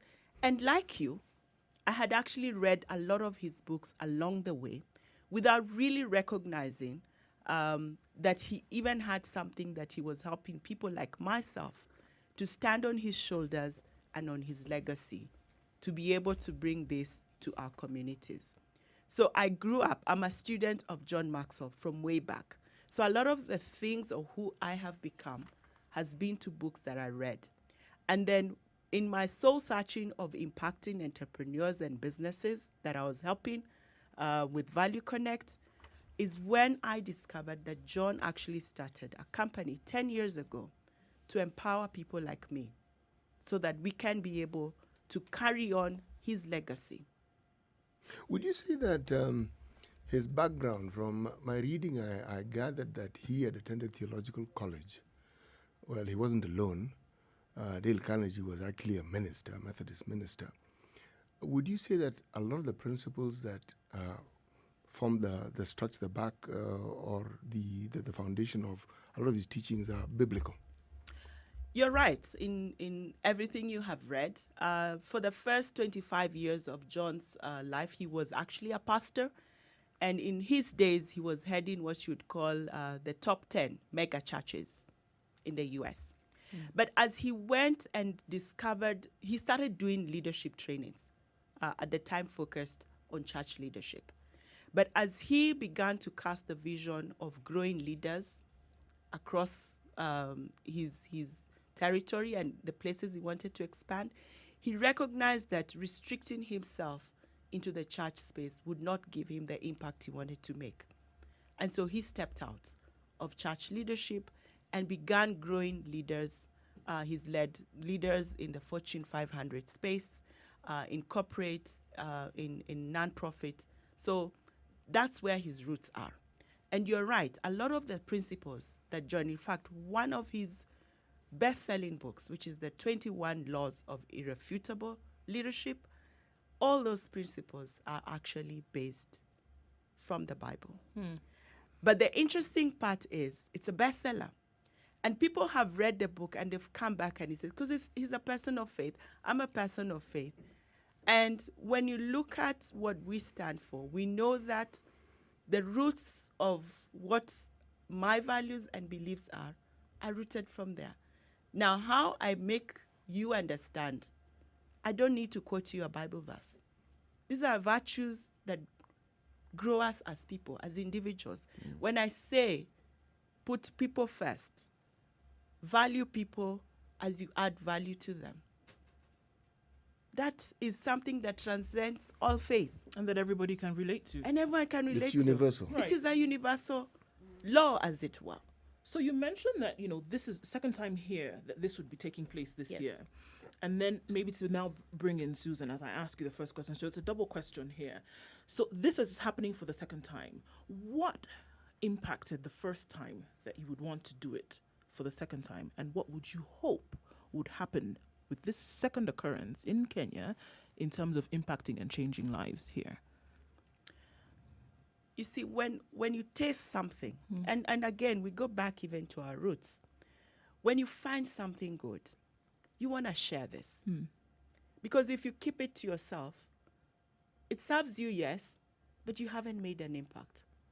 And so for us as Value Connect to want to share this a second time is arising from an impact that we saw last year. Actually bringing in Susan also into the conversation. Last year, we were new kids on the block, had never done this before, but we walked to APSA and we said, we have this program. We want to impact leaders. Last year, we were focusing on SMEs, the corporate executives and senior executives. And we went to APSA and we said, would you come and partner with us in this event? Because we want to reach more people. We had 200 people. Last year, the rules of the game were different because you could only hold it in person. And the room we could find could only have 200 people. And they did say yes. They believed in us. And they said, because they are also a leader in their industry, they stepped up and they said, we want to be part of this. We want to make a difference with Value Connect, and they stood up to it.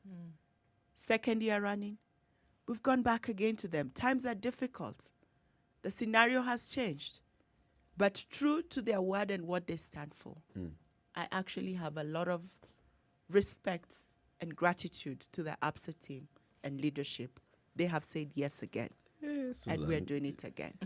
So you're why? on the spot. The third year, by the way, you just dropped them. Right, exactly. Thank you. So why? Yeah, it really resonates with what we stand for as APSA in terms of demonstrating sound leadership and credible leadership. As an organization, we've been here for 104 years and been involved in the journey of leadership. I don't know, many of us remember the first ATM that we brought around and people were singing Lingala songs on it. I mean, for us, it's about wanting to demonstrate sound leadership, bringing very good leadership, and especially in this period, people really need to sort of like listen and sort of like rethink, how do I lead my organization? And this is a program not just for business owners, but even for yourself as a person, and trying to see where am I? Maybe there's something I need to think through. And for us at APSA, we've been involved in the journey of leadership, not just for our clients, but also for individuals. So one of the things that we've done, we've set up an APSA Leadership Academy, which is really about helping our own employees become leaders in the communities where they are. And one of the things that we've done very well in this period is help our employees to become a force for good, right? So what we did was we had some funds that we matched with the ones for the employees. And as they go out to support the environment where they are, because we have about 85 branches, and we can't be there as leadership in all the 85 branches. So we empower the teams that are there in our branches to actually go to the communities and impact them through leadership. But then, like we were talking earlier, leadership has to come from within, right? And therefore, empowering our teams to be able to lead and demonstrate leadership in their environment has been one of those key things. And then as we entered this COVID environment, we definitely had a series of leadership sort of like webinars that we were driving for our clients. I believe we've done about 10 of them with different, along different areas. I remember our CEO, Jeremy, leading the very first one, which was leading through a crisis. So we positioned him to be able to talk about how is he leading APSA during this crisis, perhaps for a business person to pick lessons from, because when it's a corporate going down, as an SME and you're seeking to root yourself, you'd want to understand how is this being done from a bigger corporate organization that can help you set up the right structures to be able to create a sustainable business for yourself. And therefore, we've just finished a series of 10 leadership lessons, and we told ourselves, I think this would be a perfect continuity to the journey on leadership that we've been on, especially during this COVID period. You recall when immediately the announcements were made, we were one of the first organizations that really came out to support, whether it's with PPE equipment, whether it's just creating lines of opportunities. We partnered with Aeon Minet to be able to have a self-care line for people in the front line, right? And therefore, this to us is our way of making sure that we are sponsoring something that's going to impact lives, impact the leaders, for them to be able to understand how to reposition themselves during this period. So in that respect, we felt it's a natural fit towards the journey that we are on in leadership. Susan, if I may ask, did ABSA also lay off workers like other industries in your field? Currently, I can't say yes, no. You didn't lay off any workers at all? Currently, we haven't. We Over this haven't. period? Yeah, over this period, no. No, But now not because of COVID. You had the SME arm of the bank, Yeah. and therefore you deal with people who are basically leaders in their very own right. These are entrepreneurs who have Yes. taken a step and invested and gone into business and taken the risks. Yes. You have seen the kind of impact that many of these small and medium organizations have gone through during this time. Then what kind of impact would you say that as a bank, this is what we've done to see that our clientele, those who have been banking with us, they're small businesses, they've gone through these rough times. This is how, first of all, we are helping the leadership of those organizations just to make decisions to ride this wave, and also their staff as well. What is it that you can say that, as ABSA, this is what we've done for our entrepreneurs? Okay, very good question. And I remember even having a conversation, immediately it struck, and we really thought about our clients and how we impact them. Of course, first as an organization, you think internally, you think about your staff, you think about how you get them out of where they are if they have a dampened spirit because of the environment, and then think about your customers who are part of the ecosystem that you have within the bank. And we've had very honest conversations with our customers. One, if you need a repayment holiday, come through, come and ask, so that then we give you some breathing space for your business if the cash flows have been affected. And it's true. Cash flows, I have customers who tell me their sales have gone down more than 80%. And they had employees, and they still have to lead those employees and face them, whether it's decisions of layoff, they've got to make that. But then you've got to be grounded as a leader, because in your organization, which is the SME in this space, in this case, you're the leader they are looking at to give them direction. And therefore, what we quickly brought together was a team of very able consultants in different areas. So we had the session on leadership. We had the session on leading with emotional intelligence, so that you're not breaking down. You know how to carry yourself despite what you have to do, whether it's business forecasting, whether it's business continuity planning. What do you do first? Most of the corporate organizations will probably have a business continuity plan, and they have a recovery plan that quickly comes into action. But for an SME who does everything, I'm the security guy, I'm the cleaner, I still need to be able to think, how do I take my organization to the next level? So those are some of the concepts that we really have been taking the business community through. And if they go to any of our the ABSA YouTube page, they'll be able to find snippets of what we've actually done to help them understand, where do I find myself, and how do I lead, and how do I try and manage my cash flows? How do I deal with suppliers that are knocking at my door? Is there something that I can do? Can I negotiate? How can I be a better negotiator, whether it's with my landlord? Just giving them an out-of-the-box thinking that help them understand, I'm not by myself. others are facing it, and therefore, how do I carry myself, and how do I begin to rethink? One of the other things that we've done for the suppliers that are currently the suppliers of ABSA, we are taking them through a sustainability program. How to ensure that as they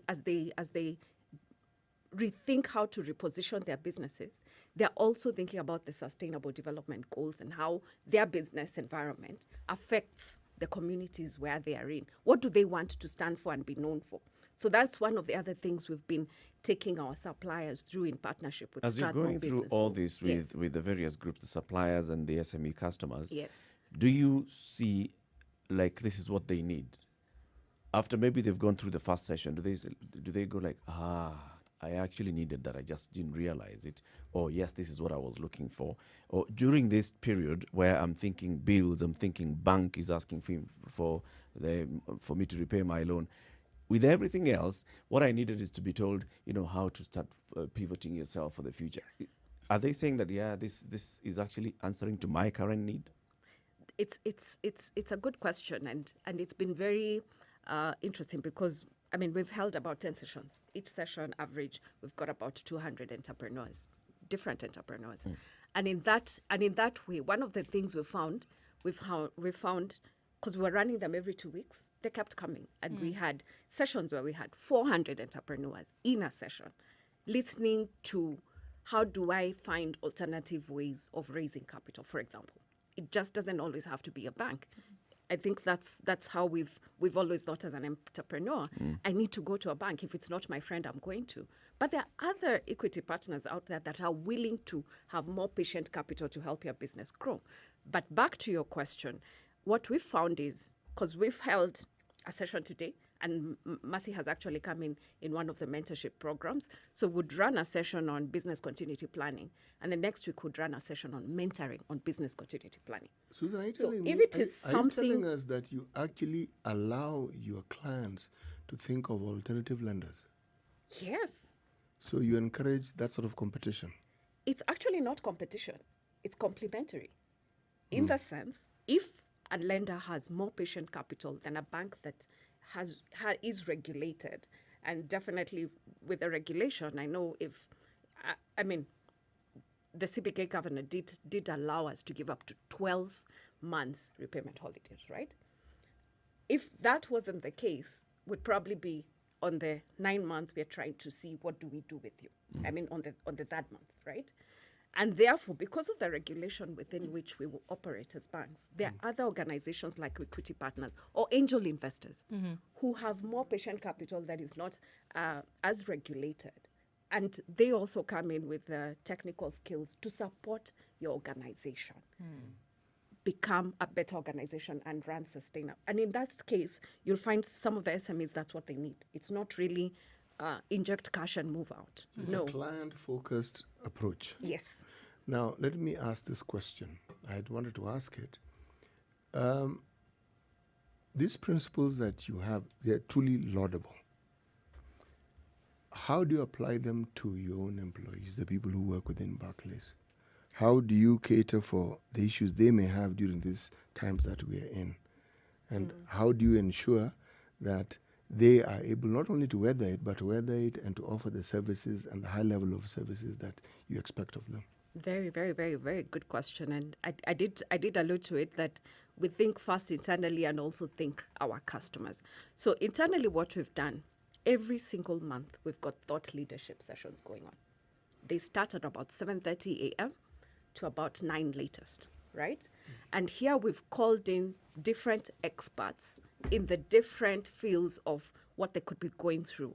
Again, emotional intelligence has been one of those critical ones, because you can imagine you also now have employees who are actually working from home and have to maneuver and have conversations, whether it's around performance with their team members, but at the same time, the home environment has your children, has your relatives probably. So in that respect, we've actually been able to bring different thought leaders to have conversations with our employees almost on every other week, monthly basis. And those have become so popular. So you find we have 500 colleagues at one point who are actually logged on to that kind of a session, growing themselves. We actually call them soul food sessions. Is that, Right. is that the measure of success, the number of people who actually sign into the program? I don't think so. I think the measure of success comes from how our customers view us, our net promoter score. Because if everything is going well with you, it will come out on the outside. So how you serve the customers who walk through our branches, it will show.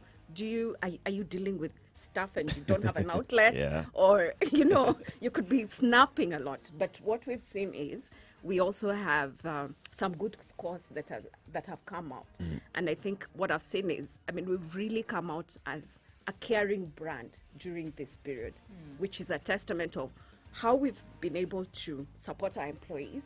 I can tell you one of the things that the organization has done, and this is for employees, also help those who are working from home to be able to get their own sort of like workstations at good, affordable prices. Yep. And the organization has negotiated that to just make sure that they just didn't tell you go and work from home. They also try to support you with what is required for you to have the right environment to Continue able to be productive. Exactly. Time to take another break on KTN Home at 4 minutes to 8 o'clock. This is a Situation Room, broadcasting on Spice FM, online and on KTN Home. We'll be back shortly. This is the Situation Room, the only way to start your day. Spice up your life. 87.9 Spice FM, Mombasa.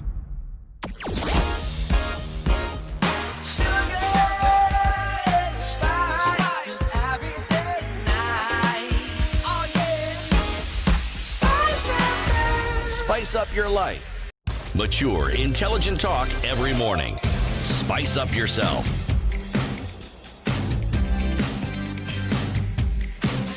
At 3 minutes to 8 o'clock, the conversation continues. We have with us in the studio Marcia Chola, the Executive Director of Value Connect, and Susan Stuma, she's the VP and Head of SME Banking at Absa Bank Kenya. We are talking about Live to Lead, and you're saying this year it's going to be a virtual. Now, are you able to actually host any physical meeting? Are you planning to host any part of this somewhere in a physical location? Thank you, Eric. Like I said before, because of the times we're living in and the time we all now have become familiar to, we've had to pivot. And yes, we had started off with a live simulcast that was being held in a physical location, but we have recognized, or rather John Maxwell's team recognized that first and foremost, being a global event, every country, every city, every state is at a different place in time. Some are open, some are not, some don't even know when they're opening. And so a very quick decision was taken as far back as April of this year to say that the event will happen, it will be a virtual event. At that point in time, we didn't know what it will entail, but we were told, go ahead, market your event, find partners like we went to find and discuss with Absa. And so we are having a virtual event. And it will be virtual in the sense that you can watch this from the comfort of your home, of your office, whatever is desirable for you. So what's required? What's required is for you to buy a ticket from us. And once you buy a ticket from us, you will get a link that will allow you to be able to participate in this year's Live to Lead. I want to add, you're wondering, beyond John Maxwell, who else is joining John on stage? And John has been very, very intentional in the people he's inviting to join in on stage. We all know Steve Harvey, the entertainer. He's going to be sharing his journey and his story. There's Kat Cole, who started off as a waitress, and today she's leading Focus Brands. Then there's Alan Malali, who helped to turn around the Ford Motor Company. He's also a former CEO of Boeing. He'll be sharing, how did he do this? How did he inculcate value and value culture into his team? And then there'll also be Craig Groeschel. Okay. On our part, also with the support of ABSA, we'll be having a local panel. We'll be having Dr. Mercy Mwangangi, the CAS in the Ministry of Health. We'll be having Julian Kula from Purpose Center, and we'll be having Dashan Chandaria from the Chandaria Group. We'll also have a representative from APSA. We're still agreeing who that will be. But we want to integrate that conversation from a global aspect. How does it connect with us locally? To Kenyanize and it. how we are able to apply with it going forward. Thank you very much, ladies, for joining us today. And where would one get more information on this? We would ask you to call the following number, 0799 0799 748 069, or email info@valueconnectonline.com. I will repeat. Call 0799 748 069 or email info@valueconnectonline.com. You can also visit our landing page. It is https://valueconnect.groovepages.com// live to lead Kenya / Should I repeat that? There's a many slashes. There's many slashes. There's a many slashes. Google live to lead. Yes. Just Which Google is live to lead Kenya. LIVE Yes. to lead. Yes. Live Yes. to lead. Yes. All right. Number 2. Thank you very much, ladies. Marcia Chola, ED Value Connect, and Susan Situma, VP, Head of SME Banking, Absa Bank. Asante sana, and wish you all the best with the event. Thank you. It's Thank now you a for minute having past us. 8. Thank you. 102.5 Spice FM. Kisumu. Traffic. All right, traffic continues to build up in most parts of the city this morning. As you're trying to get in and out of the CBD, we experience that traffic on Mombasa Road. You're seeing heightened levels of it coming off of Thika Road and into the CBD as well. This one, we're going to hang tight, folks, and hope that it doesn't take too long for you to get where you are going. Mombasa Road still piling up, and that is between General Motors and then all the way to the Nyeri Stadium roundabout. That's going to take some time today from what we are seeing. Coming off of Thika Road, with the number of accidents that we've seen on that road this morning, is also adding to the traffic. There's also that on Limuru Road, and then out of the city heading towards Naivasha. That's what we've seen so far. I hope that we'll be able to sort that out without too much of an issue. If you get stuck somewhere, let us know. Spice FM KE, and that's how you can reach us on Twitter. Thank you very much.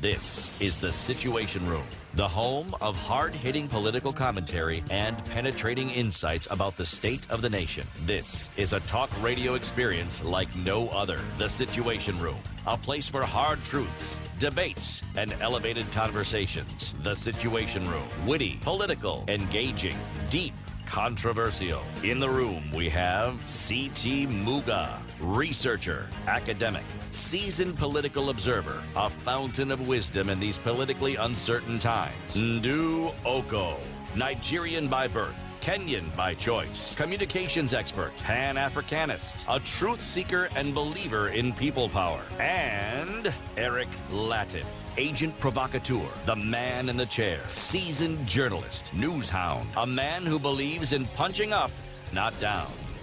This is The 3 Situation minutes Room, after the 8. only This way is to Kenya's start biggest your day. conversation. The Situation Room broadcasts on Spice FM each and every morning, 6 a.m. to 10 a.m. In the room, of course, is C.T. Muga, Ndu Oko, and Eric Latif. We're also live on KTN Home for the next 1 hour up to 9 o'clock. As always, we begin the hour with C.T. Muga's proverb. It's an African proverb by C.T. Muga. The food that is prepared has no master. The food that has been prepared has no master. No. All right. Okay. I think Mercy helped us to understand it. Yes, she better. did a good job of She it. did a really. good job. She did a very good job of it. Let's now move the conversation from just Kenya and pivot West. to the continent. And we've seen what's happening in the continent. There are a number of elections that are coming up. Even if we just don't talk about the upcoming parliamentary elections in Kenya, we talk about now the presidential elections in the region. There's one coming up in Tanzania. We have seen some form of change of government in Mali. We have seen, there are countries that are preparing for elections. We've seen demand for finally the exit of a long-serving leader of Cameroon and others, right? So what is this? I mean, there's various ways in which people are trying to effect change of leadership. Well, I mean, if we want to look at what has happened in Côte d'Ivoire over the last 10 years, a coup was instituted and got one leader out and brought another one in. There have been cries saying that, even if this coup was instituted, it didn't mean then that the leader we got after that was the solution. Same thing happened in Egypt when there were calls for, ousting of the president. And then there were cries afterwards saying that, maybe the option that we got was not the better one. We've seen that in Mali now with the institution of an interim government after the coup that happened a few weeks ago. But who has taken over? The cries are that we hope what we will get coming in is that there will be new leadership. 37 years of a leader in Cameroon, we now hear more vicious calls for the ousting of Biya and saying that it is time that he actually left. So is this, quote unquote, by force removal of governments in different parts of the country the way to then bring in governments or leaders that, countries will think will work? Again, it seems like it is the year of presidential elections on the continent. Uganda, Tanzania, Ghana is upcoming, Côte d'Ivoire waiting, Mali also in the waiting. Another 2 years, Kenya will join there. Malawi just finished, Burundi just finished. It seems like the year. Is this new quote-unquote dispensation the way to bring in new forms of leadership? And as we look at what's going on now, how then will it change the political footprint on the continent? I think is the question that a lot of us are asking now. And are we raising the profile then when it comes to good governance on the continent? Sounds like what you're describing would be different from what has happened before, is it? Would it? Is there any difference? Well, there is a difference in terms of like in the 70s and maybe early 80s, there were coups. And now it's the people who are participating in the democratic removal of or change of governments when they feel that there's need to change government.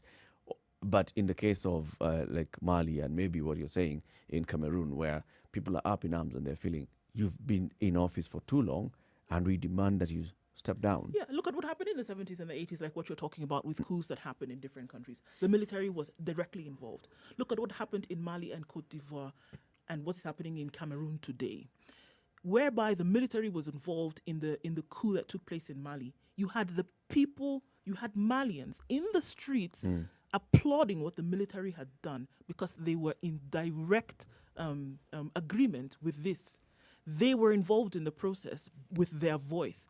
Whereas 30, 40 years ago, you would never see something like that. A coup is happening, people are hiding in their homes. And now people are in the streets saying, yes, we condone this. We say this is the way in which it must happen. We support whatever is happening. For sure. Let's bring in somebody to help us digest this matter. And this is a political commentator with the Africa Report, Patrick Kwabena Imani. Good morning, Patrick. Hi, good morning, guys. How are you doing? Good morning. Very well, thank you. How are you? In which part of Africa are you this morning? You know, you're an African trotter. Well, I'm speaking to you today from Accra, Ghana. So pretty much on the western side of the continent at the moment. Right. You've heard our introduction to the topic, changes in government, and asking ourselves, are these changes where the people are actually rising and demanding a better change? Is this a new way of bringing better leadership to Africa? Well, it's a very interesting question. I think you both lay the foundations, quite apt. Is this the way Africa wants to be changing its leadership? I'm not entirely sure, because again, even if you look outside of politics, we've had our own traditional systems of governance that we have run for years. And I don't think that, we were changing leadership by the barrel of the gun, so to speak.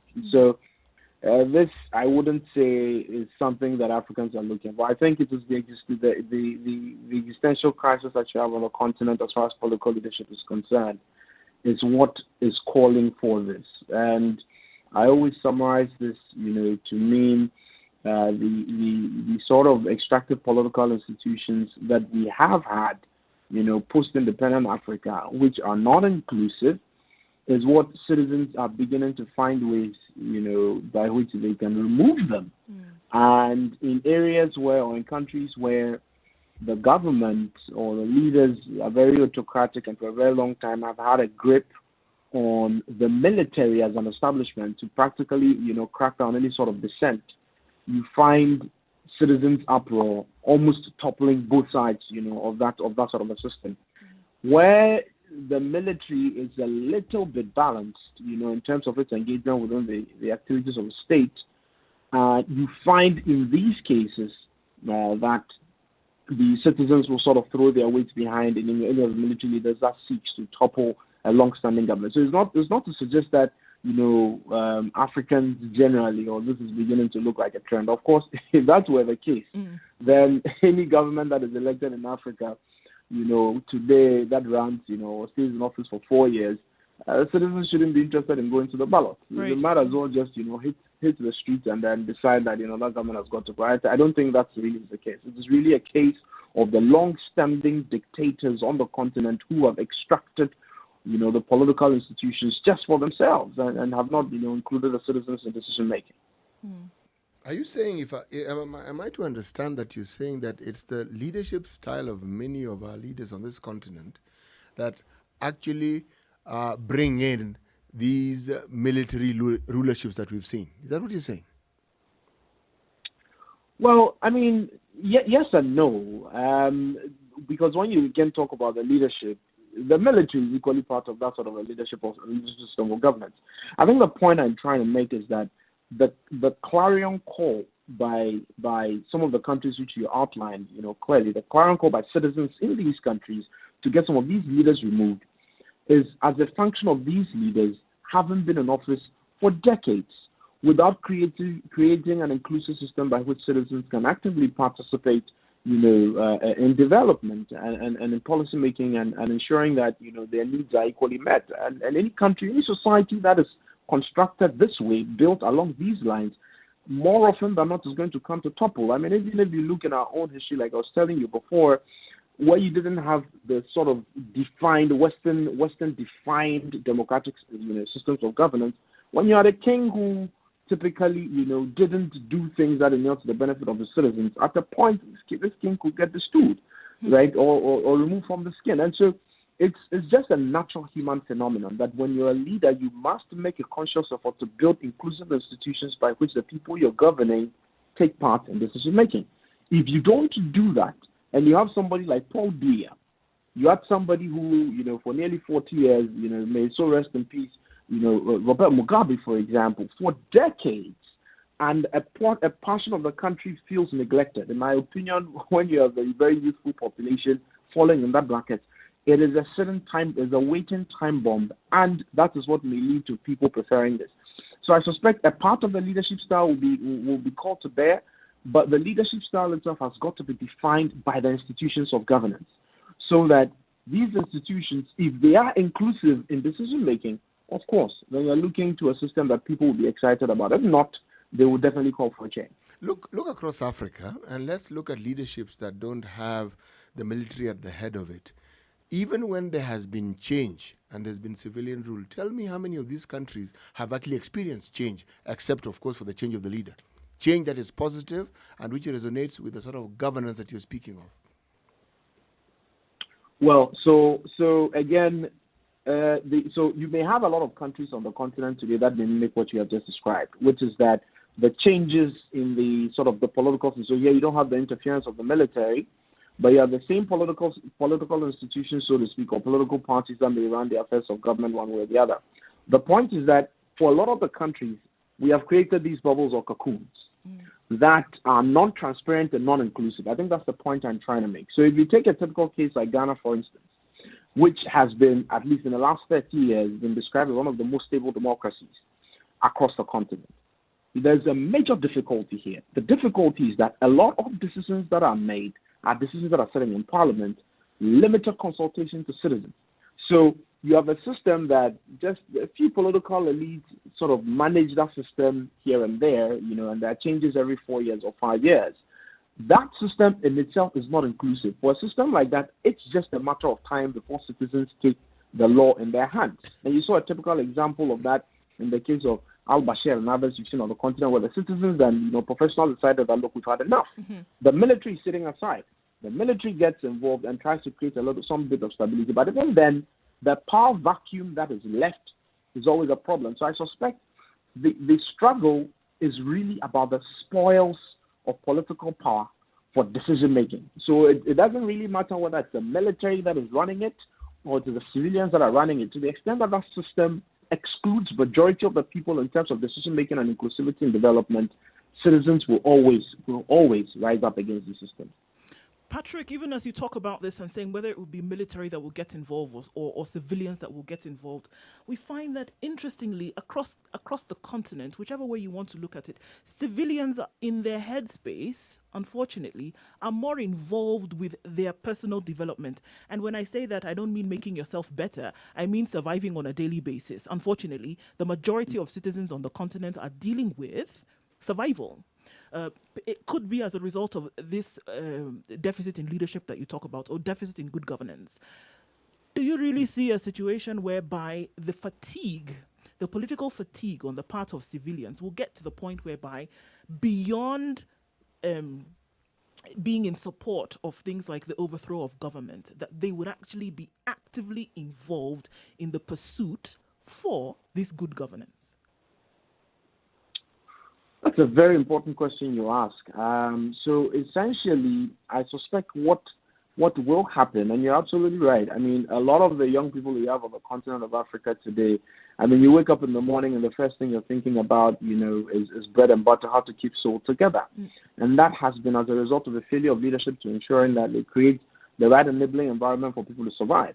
And these are the conversations that we're having today on the continent of Africa. And a lot of young people, in my opinion, are gradually getting involved in the conversation. They are recognizing that the trade-offs for not actively finding the right systems that which you are govern and understanding and participating, those trade-offs are dire, okay?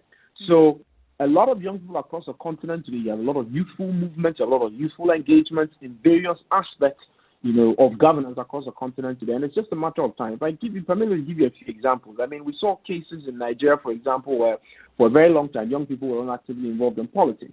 Even those who were, you had these barriers, from a regulatory point of view that effectively prevented them from, either contesting for, leadership positions, either, the office of the presidency itself or senatorial and representative positions. Yeah. What did young people do? Young people across the 180 or 200 million population of Nigeria decided that we've had enough, right? So they actively got involved, pushed the system for the system to change, and acknowledge that young people have to actually get involved today. So it's not happening at the pace that we wanted, but the reality is that it's happening. Another example is what you saw on the northern part of Africa, where for years young people were not actively participating or were not benefiting from the largesse of public policy. What happened? You saw Ben Ali go away. You saw Hosni Mubarak equally go away because millions and millions of young people got onto the streets and said they were tired. So I guess it is understanding the wheels of governance, which is one of the things I've been talking about in recent times when I've had the opportunity of having conversations like this. If young people want to get involved, the question is, what will you do? Because it's a system that is non-inclusive. You don't want a few young people who equally get involved, sit at the table, and don't recognize that the systems have to be inclusive and participatory enough. And so I think that sort of re-engineering is what must happen. And a lot of that is happening today, with the advent of technology, social media. All of these dynamics are beginning to change the conversation. And I suspect if we go down this route, we will be able to work a solution that may work. You may not have one that, why it becomes a one-size-fits-all, but you may have countries that tend to show examples of how these things have to be done. Right. You talked about, what's happening in various countries. I'm looking at the case of Ivory Coast, where now we have an election coming up. We have the case of whether the current president should vie again. He says he will not. Then he says he will because, he's chosen successor, his party's chosen successor, better say that, unfortunately dies suddenly. And then we're also seeing now former presidents coming up. Is there any change to the system, or is this just a system that's being perpetuated by the same ruling elite that, we have had a musical chairs, so-and-so left, so-and-so has come in, and now the past so-and-so wants to come back in. So is there a change in system there, or is it just the same ruling elite running and managing the same system that they've had for a long time? I'm afraid my response to that will be that, the system really hasn't changed. And the reason the system hasn't changed is because the people who are the helm of affairs themselves don't have personal values that align with some of the things I've talked about, period. I mean, if I take somebody like Alassane Ouattara, who for a very long time worked with the International Monetary Fund, he has a significant exposure globally. He understands what these systems of governance mean. I am scandalized as a young person and a keen observer of the democratic credentials of somebody like that, given the kind of dispensation that the country finds itself. It's almost unheard of. But somebody, typically will ascribe that behavior to, the people who typically came through the military juntas, later transition and try to become democratic in themselves. Our own former president, Rawlings in Ghana, is a typical example. Robert Mugabe is an example. You have the Egyptian president, Al-Sisi, being an example. Those are the people we ascribe this sort of behavior to, not those who have had the opportunity of experiencing what real inclusive development means. And so for Alassane Ouattara to sort of suggest that, because the political party has put him forward, right, he will go ahead, I think it's not only a dent on him as a person, but I think that it goes back to confirm, the second suggestion you make, which is that in some of these countries, it's almost the same people are playing chess. The systems are not really changing. And so I think that for a country like Cote d'Ivoire, ECOWAS has got a significant responsibility in there. Dialogue really must happen before this gets into a full-blown chaotic narrative that we are not expecting. But then wouldn't you argue that the people themselves are okay with it? If you just imagine about Ivory Coast, they've come out of a civil war because of demand for change of leadership. And that here we are. Yes, there's agitation for change of leadership, but they are considering the same candidates. So is it that the people themselves are okay and comfortable with the system as it is? I don't think the people of Ivory Coast are okay with Alassane Ouattara and the very old, the old guards of politics being at the helm of affairs. If anything, it is the opposite. That is the case. The challenge has always been the extent to which the current system itself is open for different faces and new personalities to actively get involved. And I think that the case of Ivory Coast is not so different from a lot of the Francophone countries you have where, and I say this, carefully, right, where you have countries like metropolitan France who still somewhat, are still able to pull proper strings, right, all the way from Europe in determining who effectively becomes the leader of these countries. We know this. We know it's happening across the Francophone region. And so I wouldn't say that the people of Ivory Coast are comfortable with leaders, running terms, going 3-4 terms. I don't think they're comfortable with that. There's no young person in Africa today that prefers 60 or 70-year-olds to keep staying in office for more than 15, 20 years. Nobody does that. At the end of the day, I think the most important thing that young people in Ivory Coast, some of who have had the opportunity of working in different areas, civic advocacy with, the things that are passionate and things that concern them are, everyday bread and butter issues and the ability to take part in decision making. And so it's important we put that in context. Can I ask, do you really think that what we call our traditional African values have any impact in, one, the acceptance of some of these leadership styles that we see, or the tolerance we have towards it, and the perpetuation of it? Let me explain why I'm asking. Do you really think if a young person was in power that they would do something different from what we see from these older leaders? It's in that context that I'm asking the question. Well, the reality is that it may not necessarily be the case. Again, I go back to the way the systems have been designed. If you have a parliament today, and I'm going to use Ghana as a case study, if you have a parliament today that makes decisions, majority of which are never public, these documents and decisions, that the contracts and things they will sign on behalf of the citizens are never made public. People don't know how some of these decisions are arrived at. If you put all the smartest people in the country in that sort of a narrative, there's no way the system is going to change.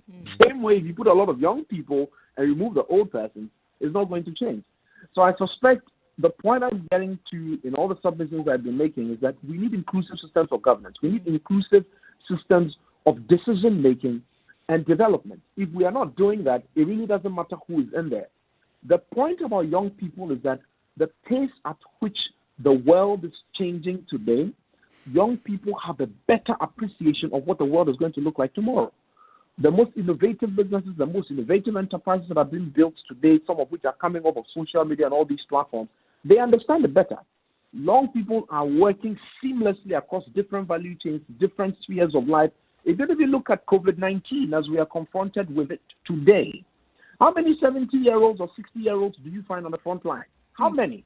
You have a lot of young people who are either working in healthcare, education, and are actively involved. So the point is that these are energies that if you put at the helm of affairs, there is a tendency that they will deliver value because they have an interest in what the country will look like tomorrow. It's not to suggest that we should take that without recognizing the need to build the same inclusive system the inclusive system of policy implementation and inclusive system of governance that I've been talking about. No, we need these.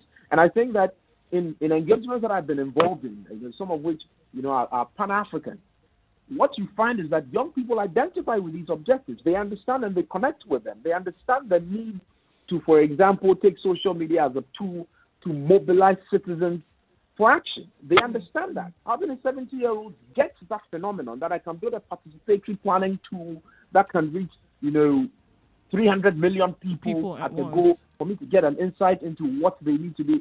Not many of them get that. And so I'm saying young people are in a better position to run these affairs. Even if you look at our private sector today, not many 70-year-olds are there. Not many. And that's where we are generating value for supporting the economic development of the continent today. How are 40 and 35-year-olds doing better in terms of leadership in the private sector? And for some strange reason, we say they can't do better in the public sector. They can. Patrick, they just I think have not been given the opportunity to. We ought also to brand you the greatest ambassador and advocate for youth leadership as well.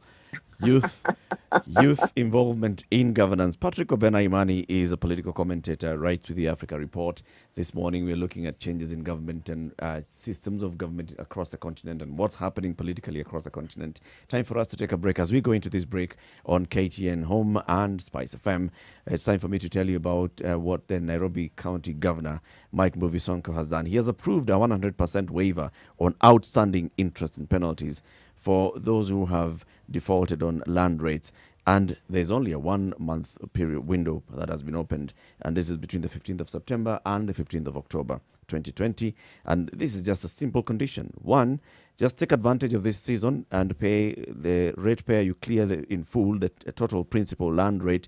And then you also pay a 10% administrative cost based on the interest amount payable. Take advantage of this waiver and comply with the obligation. Remember, the county government of Nairobi is now collaborating with the Kenya Revenue Authority, which is the principal collection agent. And you can just go to epayment.nairobi.go.ke. That's epayment.nairobi.go.ke. You can pay through that, or you can go to obtain bills or invoices from the City Hall Cash Office, the Makadara Cash Office, and the Times Tower Ground Floor Banking Hall. This is the Situation Room, 28 minutes past 8. We'll be back shortly. The Situation Room, the only way to start your day. Spice up your life.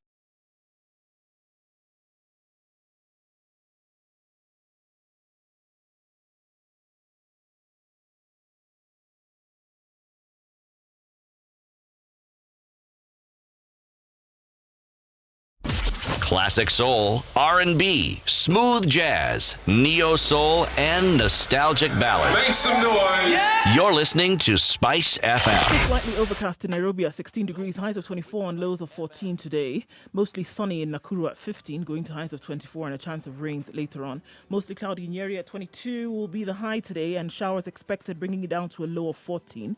Thunderstorms are also in the forecast for Eldoret with highs of 21 and lows of 13. It's mostly sunny in Kisumu Kisumu going to highs of 28 today. And in Kakamega going to highs of 26. Rain is expected for most parts of the afternoon. It's partly cloudy in Mombasa at 25. Experience rains later with highs of 28 and lows of 24. 25 degrees in Malindi going to highs of 27 and lows of 24. We'll take a look quickly into Kampala where it's 19 degrees and expected thunderstorms later, then with highs of 26 and lows of 19. Dar es Salaam at 31 the high today, lows of 22. Currently partly cloudy conditions at 26. Joburg is sunny at 12. Sunny conditions going to last throughout the day with highs of 26 and lows of 12. Lagos is mostly cloudy at 24, highs of 29 and lows of 24 with rains in the afternoon. Spice FM, Nakuru. Are you ready? Okay. Spice FM. Traffic. Okay, so there was a serious accident on Thika Road today heading into town at Roasters, causing huge traffic. And unfortunately, this is the second fatal accident on the Thika Superhighway today. Guys, we need to be a little bit careful, actually a lot careful, to avoid things like this. Police are on the scene actually right now trying to get that sorted out. But it's going to cause a major traffic then heading into the CBD. There's traffic between Uhuru Highway and Westlands this morning, and it's bumper to bumper from what we see. And so those who are on at the Muthaiga underpass, and those who are at the Pangani underpass, and those who are coming into Thika Road from Kiambu Road, that's the problem, and that's why you're hit with so much traffic. We're going to keep an eye on that and let you know how that improves over time. Let us know if you might be stuck or if you find an alternate route. Spice FM KE on Twitter.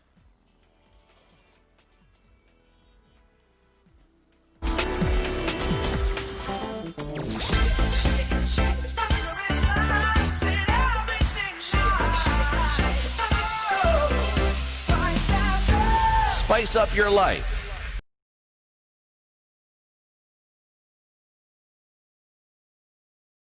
Mature, intelligent talk every morning.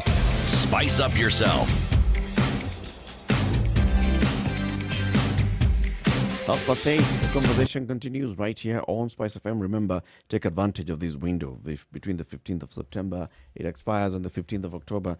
If you have defaulted on paying your land rates within Nairobi County, you have a 100% waiver on outstanding interest and penalties. Just go to the City Hall Cash Office, the Makadara Cash Office, the Times Tower Ground Floor Banking Hall, obtain the bill or invoice, and then you will be able to pay through epayments.nairobi.go.ke. Joining us this morning from Accra, Ghana, is Patrick Kobena. He is a political commentator, writes with the Africa Report. We are talking about politics in Africa. I see you wanted to ask a question before we went to the break. Yes, I was thinking of one of the most youthful leaders we've ever had on this continent, a gentleman by the name of Thomas Sankara. And, well, his leadership was cut short by an assassination. And the leader who took over from him was a leader until 2014. Now, would you say that Thomas Sankara perhaps gives us an example of what might, well, his leadership style might be considered to be, should we say, a good example of what leaders should be on the continent? I mean, I should say that, and I think it's a very important question you also ask, but I should say that, I'm one of those who sees, Sankara as one of those leaders who we really would not be able to tell what he would have looked like, given that, he had to be assassinated. He was assassinated in office. However, the little things he did when he became a leader for Burkina Faso gives you a certain indication, okay, of what he could have become. I mean, one of the most, I wouldn't want to call him feminist, but one of the foremost leaders in a time who recognized, for example, the relevance of women in development was Thomas Sankara. I mean, I can't even compare him and his ideals and the thoughts he had even to the likes of Nkrumah in that area. And Kwame Nkrumah we herald as one of the foremost thinkers in terms of leadership on the African continent today, and the ideals he had and what he thought could have been done, for the African to take his rightful place within the global sphere of things.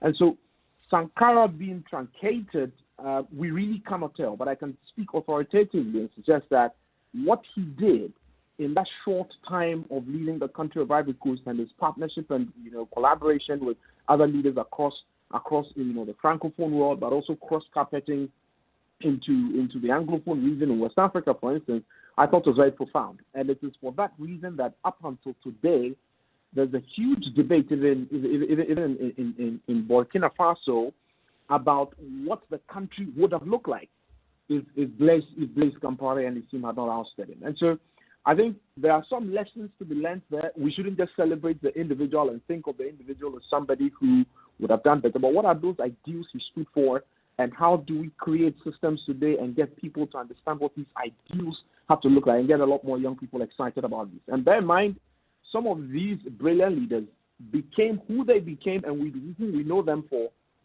not when they were 70 years old. Sankara must have been 27 or 29 years old when he was doing the things I'm talking about. And so I find it strange that somehow today you have to be 70 years, must have cronies around you to be able to make sense of what the countries that they're running must look like. I'm thinking of one of your former presidents, Jerry Rawlings. He also came to power at a very, very young age. Now, he is still alive, so at least we have a point of comparison. Right. Is it politically correct? Is it politically correct for you to perhaps bring in the discussion of comparison? Of course. I mean, we're talking leadership on the African continent. And I should say,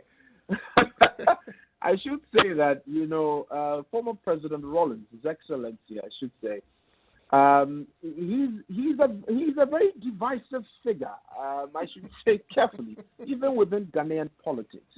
As far as the Ghana as a country is concerned, I think he's the longest serving president we've had. He ran the country for almost 19 years.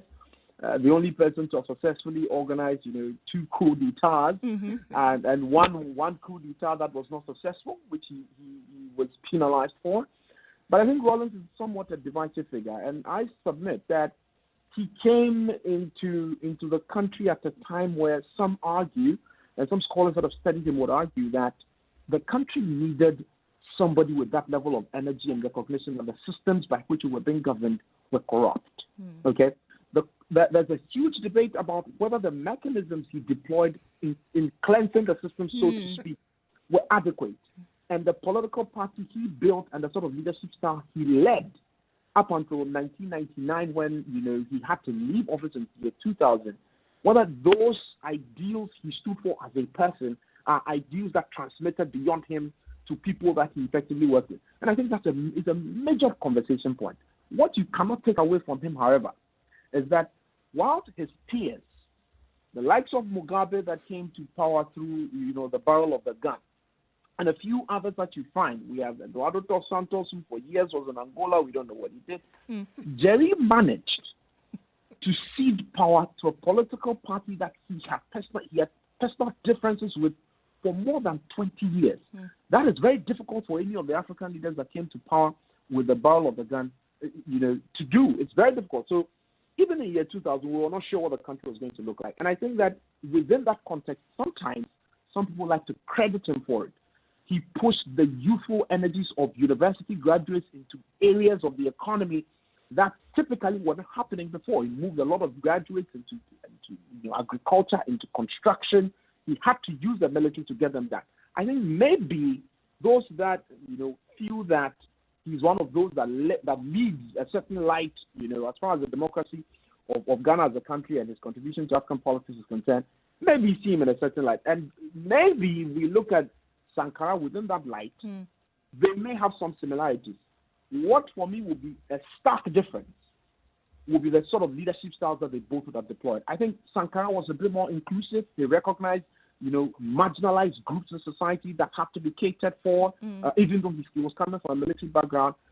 You don't see a lot of that in the ideals of Rawlings as a person. However, in his very final term before he left office between 1996 and 2000, you got a lot of that, and that was because the country itself was now grinding gradually the democratic wheels properly. A lot of things were being done at the time, even though there was a lot of concentration of power at the center. So you had all these things that somewhat take away from the credentials. But in terms of similarities, I think both of them really came in at a time where their countries needed this. And I always say that if you look across Africa, post-independent Africa, the countries you have had leaders or governments that were instituted by colonial powers. And the colonial systems by which we were governed were not inclusive. No colonial, I mean, the Brits didn't come and build an inclusive system of governance for Ghana as a country. No. In fact, they tried to use our traditional institutions, i.e. chiefs and community leaders, to build parallel systems that excluded citizens completely. If you superimpose on this any government after colonialism without re-engineering that system of governance, you have a problem. You only replace the white man with a black man, and so you still have a tyranny of minority which suppresses the majority. And that is what a lot of the African countries went through. And over time, that non-inclusivity will then mean that people will rise up, the military will rise up, overthrow one government, and all the countries have that checkered history. Okay, so Rawlings, yes, very fine gentleman as far as politics is concerned, but like I've said, he still remains a divisive figure, and there are a lot of people that still look up to him in terms of leadership and what he did in his time. A lot of governments in this day and age are having this conversation about inclusivity, Patrick, and, saying that the system, essentially, quote unquote, of government needs to change, whereby some of these groups you're talking about then must be included. Unfortunately, the inclusivity they speak of is come along with me and let's do this together, as opposed to come and also share what attributes of leadership you can and eventually sit in these positions, unless it's forced, like the examples that you gave in Nigeria. And of the examples that you see in Northern Africa. Here right now, conversations in Kenya are around inclusivity in government and, amendments of constitutions to bring this in. Do you feel, when you talk about people the likes of Nkrumah and people the likes of Sankara, that there are youth on the continent today with a robust enough idea to get into government, as opposed to, taking up what people would call, quote unquote, the smaller positions, but to the highest level and being bold enough to say that I am ready to come in and see how I can contribute towards the changing of the system?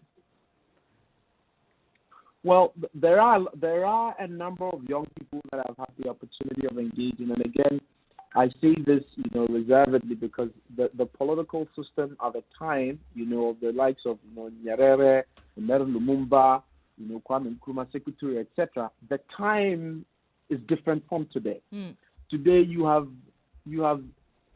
systems that I describe as semblances of democracy. In fact, there's a book written by Obasanjo and a few others called Democracy Works. And what they do in that book, General Obasanjo himself, who I suspect you are familiar with his work as former president of Nigeria, himself coming from the military under the military regime, chronicles the experiences of various countries on the African continent, very high-powered panel that did this work, trying to understand how democracy has evolved over time. And that evolution has equally defined the kind of leaders that we have on the continent of Africa today. I will argue, if you pick Kwame Nkrumah from the 1940s and put him today in any of the countries of Africa, he will struggle. The reason he will struggle is because the tectonic plates are no longer aligned for that sort of orientation. So the young people you are having now are trying to understand the systems by which they are governed and find innovative ways around it by which they participate. If I give a practical example, there's a young man in Nigeria called Hamzat Lawal, who has, in my opinion, revolutionized what accountability in governance will look like. What the EFCC in Nigeria is told to do, he's managed to amass significant amount of young people, and that work has been exported into countries like Gambia, where he has different young people working in there. There's considerations of doing that in Ghana. And I think that kind of thinking, he's young. Hamzat is now 40 years old. All right? But that thinking is almost changing what public financial management in Nigeria is going to look like. Right. If in 2023 I am told that he's made EFCC boss, I'm not going to be surprised, because he has what it takes to get that done. And again, you are talking about a country that has equally gone through the mill of reducing the barriers, for young people to actually participate in politics. I suspect, what you're asking is, should two young people just be excited about going to sit in an office with the current system and just be fine by that, or they're really thinking about how they can almost overturn the system like the forebearers, source systems that they needed to overturn. I think that the plates we are dealing with now are a bit different. The systems of governance are a bit entrenched. The levels of corruption we have today unimaginable.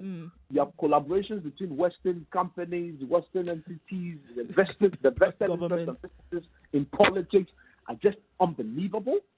So that you have to be crafty as a young person to be able to actively engage the system. I equally work in some circles as a civic advocate, right? And as a policy analyst, going after big, high-level policy conversations. And sometimes you walk into a room and you feel that, well, the job that has been done there, you really have done what, can be done to get things working. But it really doesn't happen. So I guess the point I'm making in summary is that there are young people who see it, but the conditions now are different from the conditions 50 years ago. So they're finding different tools and different systems by which they engage the system. And that is working for them, albeit being slow. You talk about young people and governance in Africa. Young people are the majority in every country you go to in the continent. And then we are talking about them being led by this minority who is the bit older people, but the older people who have experience, hands-on experience in governance, and they understand the governance. I put it to you that maybe the young people are not just sitting back. It's working with the system as it is. It is knowing that these are the people who understand government, so you continue electing them, but also you're electing very many other young people in other cadres of political office. I'm sure if you went to any country, you'll find that in the civic wards, the people who are being elected are younger people. In this country itself, if you go across the civic wards around the country, about over 80% are people who are below 35 years, 35 and below.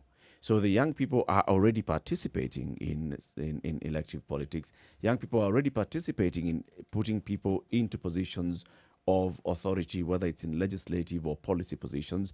But then, it's just happening. Maybe it's just happening organically, that this is how the current young leaders are the ones who are going to be the older people when the younger people come into other parts of other position of government. So it's not like the young people are really sitting back, or they are not aware, or they are not participating, or they are not involved. They are. Now, here's my one bullet response to that. Why would there be a law that says if you're not 40 years old, you can't run for president? Why? Why is that the case? Why should that be the case? If the assumption is that, well, young people are seeing that, well, yeah, the old people are more experienced, let them do what they're doing when we equally get there.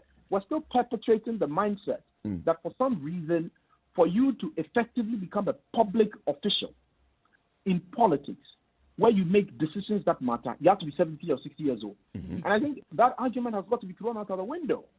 Okay? Otherwise, the what you have just surmised will suggest that there has to be this pipeline where the people that equally understand that, and I'm not downplaying experience here. Experience is incredibly important.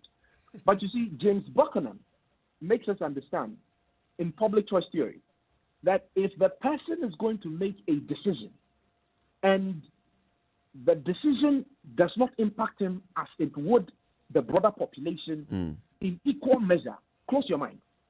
There's no way he's going to make a decision as in the interest of the broader population. And so consistently, you must build systems where the people that are making decisions have incentives that are aligned to it. It's why I reason that some of us have difficulties when, we hear, politicians, whether young or old in certain countries, are given this preferential treatment and they live in bubbles, and so they have practically have no appreciation whatsoever of what the difficulties of broader population really is. It's the same thing with the caliber and characteristics of leaders that we have.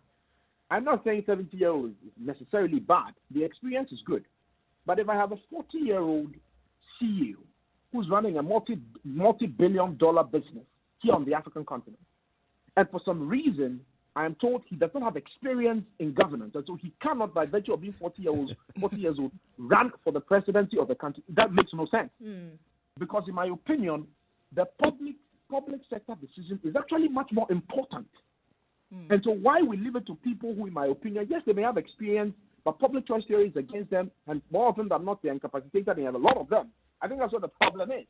So don't have a country that is represented, in terms of the structure of population. In some cases, you have 60% being below 35 years old. And somehow the profile of leadership and decision-making, you have an average age of 65 or 70. That mismatch creates a major problem decision making. And I think that that's what has got to be addressed. So for some of the counties and areas you talk about, yes, you have a lot of young people that may get involved in decision making. They'll go and elect young people at the local council level, so people will learn and get experience as they climb the ladder. That's an observation that exists. But we cannot have structural barriers that prevent young people who have the capabilities to do the big stuff from doing it. And that's the example you see in a lot of the countries. Away from that, I think another notion equally must be dispelled. And that thinking that the decision, or what I've been talking about in terms of participatory governance, really is about electing public officials. In my opinion, the vote is pretty useless in democracy. I know people will disagree, and I've shared this view on a lot of platforms, and very well-learned professors disagree. That is a view I hold passionately. Here's why I say that. My responsibility as a citizen is not when I vote. My responsibility as a citizen is my paying taxes to the state and the state's ability to deliver on public goods and services, period. It ends there. Question is, how inclusive is that system so that if I am a citizen and the government levels what you call a value-added tax, VAT, on all goods and services in the country and increases in 20%, what it effectively means is that I am paying as a citizen, whether I am 5 years old, 2 years old, 18 years old, when I buy the product, I pay that tax. For some strange reason, when it comes to the utilization of that tax, I am not included in that decision making. Right. That's my point about participative development, period. And if we don't build systems that says my grandmother in the village can, by the mobile phone, suggest what project in her mind has got to be deployed, or my 18-year-old brother who is in a senior high school can be asked what he thinks or feels about the education he's receiving and what he thinks the alternative could be if there's a way of improving it. If you're not taking that feedback to inform decision making, I'm sorry you don't have an inclusive system of government. So whether that young 18 or 20-year-old goes to vote for another young person or not, the point is that we are not getting anywhere. We have reduced democracy to the vote. And that is why that is the only thing that is of interest to the 70-year-olds on the continent today. It is only then that they find that young people are important. So when it's time for elections, I suspect this happens in Kenya, they'll share bags of rice for young people, they walk around, that's when they start speaking the language of young people. But when it comes to how we use that tax money to their development, you say young people are not involved. I know a lot of millennials who wouldn't want to even vote. But if you ask them, and I did a poll for about 2,000 different young people in this country, the question was very simple, and I'll throw it to the three of you in the studio. If you have the chance, right, if you have the chance to elect with the vote, to pick a leader to drive development, or you are given a scale of preferences of items in your community that you have to select based on your knowledge of revenue in the community, which would you prefer? Would you prefer to elect a leader or use your thumb to select the project? Which would you prefer? Select the project. For sure. Period. But none of your government gives you the opportunity to select the project. Do that. Nowhere. You would choose that rather than picking the people to run it. And that is the thinking for a lot of young people on the African continent today. And that's where inclusivity, in my opinion, must happen. There are templates of this being done elsewhere. The African society itself, this is how we have lived. You had kings, you had chiefs, there were elders, there were community and town hall meetings. Why do you think these meetings existed? Because they needed input from a lot of people who were active and contributing to the society. We have just superimposed this very dirigist, extractive political institution built by colonialism without any process of re-engineering that, and we call it democracy. So young people asking questions today, this is what we want to overthrow. The system that says you are only relevant when it's time to choose the leader, rather than making decisions about, okay, what kind of healthcare do I want? Do I want healthcare that is delivered to me at home? What kind of transportation system do I want? Do I want trams? Do I want trains? None of you has answered that question for some strange reason. Meanwhile, you have ideas on how these things have to work. Right. And do we see, I mean, as we come to a close of this now, Patrick, do we see that there is a gradual breaking down of the system that then locks a lot of people out? Do we see that there would be a gradual breaking down, or do we see in our lifetimes that this could actually change for the kind of inclusive governance that we are then searching for?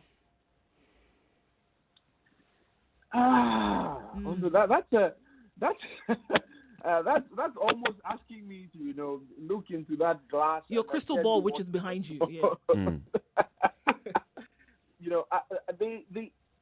A lot is changing, right? So the eternal optimist in me will suggest that a lot of change is happening, and I can give you a few country cases. I mean, in Ghana, for example, it was fashionable, 12, 16 years ago for politicians to say anything anyhow during elections and get away with it, and they get elected and they don't deliver.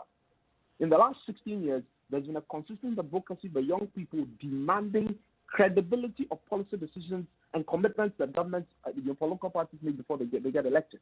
Today, it is a topical conversation in the country, even as we get to elections. I've seen that happen in places like Nigeria. I've seen that happen in places like Zimbabwe. I've seen it happen in Sierra Leone and Senegal as well. So you have a shift gradually where people are beginning to wake up to realize that actually there's a cooler way of doing this that brings young people and brings different, marginalized people into the conversation. There is. Is it happening at the pace we wanted to because of the existential threats that confront the African continent today? I'm afraid not. Because, by 2050, we're told by some estimates that we probably have the largest population on the globe, and a greater percentage of our population is going to be very youthful. What it means is that decisions that are being made today must be very sensitive to that. I'm afraid I don't seem to see that, because all the organs of decision making from Pan-African level to regional level to levels of the state is really not attuned with that existential threat. That if we don't make these changes quickly and fast enough, you have a lot of young people that are going to be caught behind the eight ball. And when that happens, who knows what that implosion is going to look like? Almost suggesting that we will not benefit from this very youthful budget we have, what they call economists have labeled the demographic dividend that Africa has. We will not be able to benefit extensively out of that. All right? So it is happening. We must collectively, and that's where this conversation goes back to that point. Sure. When we have conversations like this, young people in Kenya wake up and realize that, wait a minute, this thing is actually possible. I can find innovative ways of actually participating, and gradually maybe we'll speed up that process. I think that's the only way to go. For sure. Thank you very much, Patrick. That's Patrick Wabena. He is a political commentator, writes for the Africa Report, and also does a lot of advocacy work. And today we are also branding him the youth advocate. For Africa. Thank you very much for speaking to us, and also for waking up that early to speak to us from Accra, Ghana. What time is it now? Is it... it's just getting to about 6 a.m. Right. So pretty early here. Yeah. Pretty early. Thank you. Thanks for that, Patrick. I want to thank everybody on KTN Home for joining us this morning, 7 a.m. to now coming up to 9. Join us again tomorrow on KTN Home, 7 to 9. But the conversation continues on the Situation Room on Spice FM, 94.4 in Nairobi. We're in Mombasa, Kisumu, Nakuru, Eldoret, Nyeri, and Malindi. It's now 3 minutes to 9. This is the Situation Room, the only way to start your day. Spice up your life. 102.5 Spice FM, Kisumu. Sugar and spice and everything nice. Everything nice. Spice FM. Spice up your life. Spice FM. Spice up your life. All right. Do you think that the youth across the continent are getting to that point where, they want to actively participate? I think the youth have always been actively participating in the electoral process.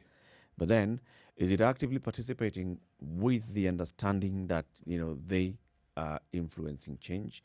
Or is it actively participating on behalf of somebody else? Both. On behalf of the ruling class? Both. Not for their benefit, but, it only ends up benefiting. Both. In fact, if you look at the history... By design or just... If you look at the history of youthful participation, what was forgotten along the line, that the leaders of this continent, the vast majority, began taking up those positions as young people. Yes. Because they were in a new dispensation, and that new dispensation meant these are people who had a certain background in education. They were young. So what stopped? At what point did it stop? Because we are looking it back in history and saying, look at the leaders 30, 40 years ago, 50 years ago, who were taking up the realms of leadership. They were young. Yes. And then... And they're making decisions for the entire country. And then, how come you're not talking about the same, like who was it who was telling us about the Kikuyu and the central communities, something called Itweka. Get to a certain age set, you must hand over leadership to a younger generation.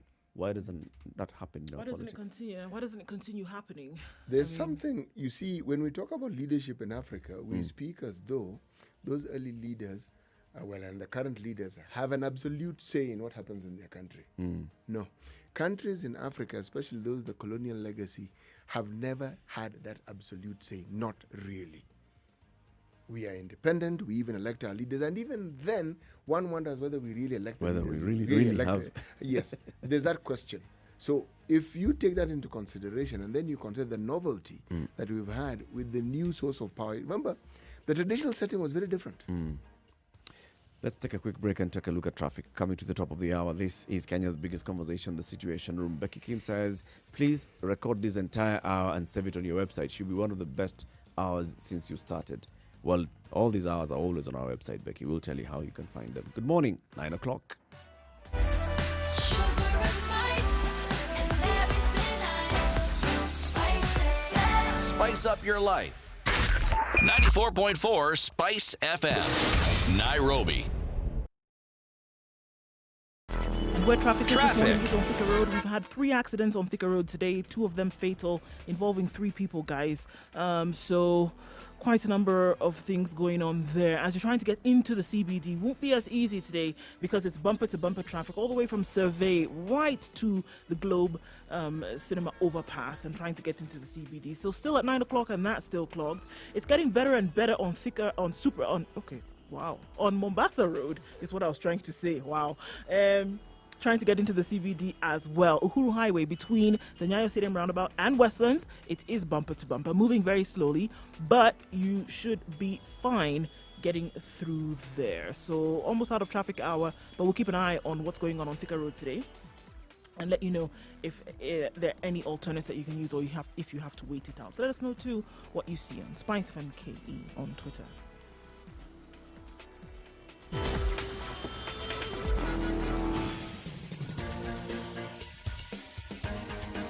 This is the Situation Room, the home of hard-hitting political commentary and penetrating insights about the state of the nation. This is a talk radio experience like no other. The Situation Room, a place for hard truths, debates, and elevated conversations. The Situation Room, witty, political, engaging, deep, controversial. In the room, we have C.T. Muga, researcher, academic, seasoned political observer, a fountain of wisdom in these politically uncertain times. Ndu Oko, Nigerian by birth, Kenyan by choice, communications expert, Pan-Africanist, a truth seeker and believer in people power, and Eric Latin, agent provocateur, the man in the chair, seasoned journalist, news hound, a man who believes in punching up, not down.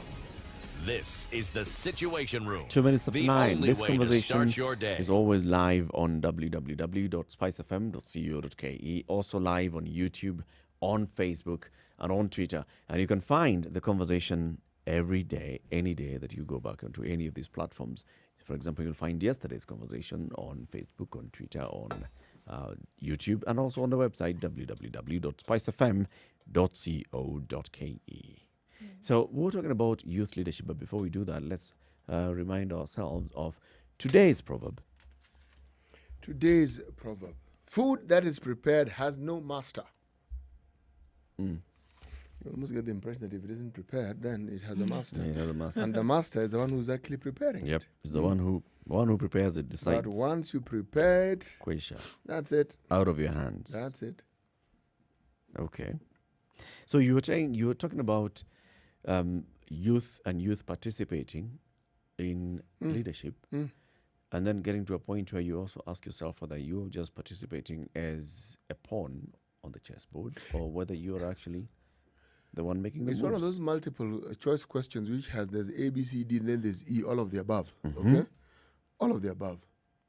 Because, you see, the participation that we have, and as Patrick really mentioned it very, very well, the voting process. People vote because they believe there'll be some benefit to it. One, in this country, there's some direct benefit you think you'll derive from it, because it's not the voting day. It's the process of going through the beginning, the actual campaigning and so forth. People see some benefit, monetary, But also, there is the higher benefit of someone who you think would be a good leader. Remember, there's always a story, the narrative of a good leader. Okay. Now, the reality is, often, and we've said it in this particular studio more times than I can count, we end up with leaders who just do what it is that pleases them. Whatever they like. Yes. So that's where now the other phase of the disappointment comes in. And we've asked the same question. Don't the youth see this? And the truth is, they do. Do we have youthful leaders in the country? We do. Where the problem arises, Eric, in my opinion, there may be others, but the one I want to point out is that colonialism lent itself very, very directly to the African traditions that we had in this respect. Our traditions had a very, very clear path as to the respect you gave people who were older or those who were in positions of authority. There was no Google Earth, there was no search engine, and there was no Wikipedia. Okay? So people who were older were all this combined. They had seen, they had experienced. Now, if you think about it, when it comes to even how we understand leadership, even now, a lot of it has to do with our traditional way of thinking. Now, people may think that because you are young, even if you are young, you will have been inducted into the traditional way of thinking. Just even if not by sitting in class and learning, but just watching your parents. Sure. You'll have taken it in. It's almost semi-conditioning. Yes. So it's not something that people can shed off as easily as they would want. So we still have that same African attitude towards even the colonialist. The feeling that this is somebody who knows better. This is someone whose advice will work better for me. And that is why even when some of these financial institutions, international financial institutions, give you advice that cannot work even if you wake up very early in the morning, we simply take it in And you quote them. And you quote them and you want to apply it. And yet there's a Like clear this record of where they institution haven't worked. said, Yes. Or a report by this and such organization. Yes, exactly. So it is something that requires, that's why I liked Patrick's conversation. He was saying, look, re-engineer your thinking. You need to look at your situation and rethink this whole thing completely.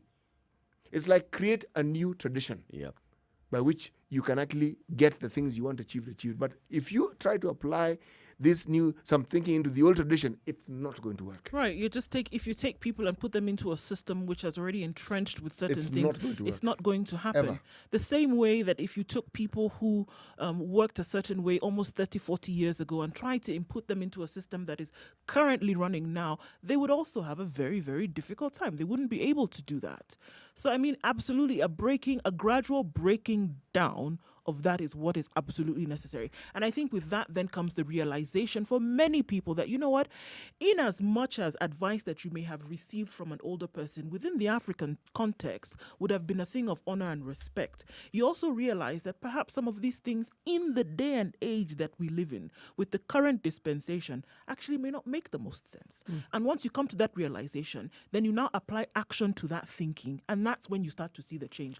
Other than that, it's not going to happen. No, because if you look at America and what they talk about, the systemic issue of racism, systemic, meaning it's entrenched in the system, it's there, it sits and it stares at you. So you could actually argue that very many of the people who are perpetrators of some of these horrific things we see, you could argue, are these people victims? Victims in the sense that they were so immersed in this system that they've never taken time to rethink and ask themselves, is this really the right way to do it? If you look at every case, someone is walking around, you're shooting, and you're wondering, is this something we don't understand here? Someone was jogging, you shoot him or you club him. Very strange thing. You have the knee on someone's neck and they're saying, guys, you know, I really can't breathe. I'm actually dying here. Yeah, I'm really dying. And what is it? Because it's like entrenched in the minds that this particular group of people don't really matter. So it doesn't really matter. You can do whatever you see fit. Now, look at the history of that. That's true. And, you know, if you think about it, if you did, you would want to assume that for any human being, if they did a psychological breakdown of some of these things that you've talked about, if you sat with some of these individuals that perpetrated some of these acts, just take that simple quote-unquote act of kneeling on someone's neck. If you removed the individual, that perpetrator, from that position and put them in a different place, and they were able to think through what it is that they actually did, I would argue that this individual would not think that what they were doing was right. No, they wouldn't. They really wouldn't. If you remove them from the that, black person, first of all, and put a white person. Yeah. With the knee on the neck and tell me how. Yeah.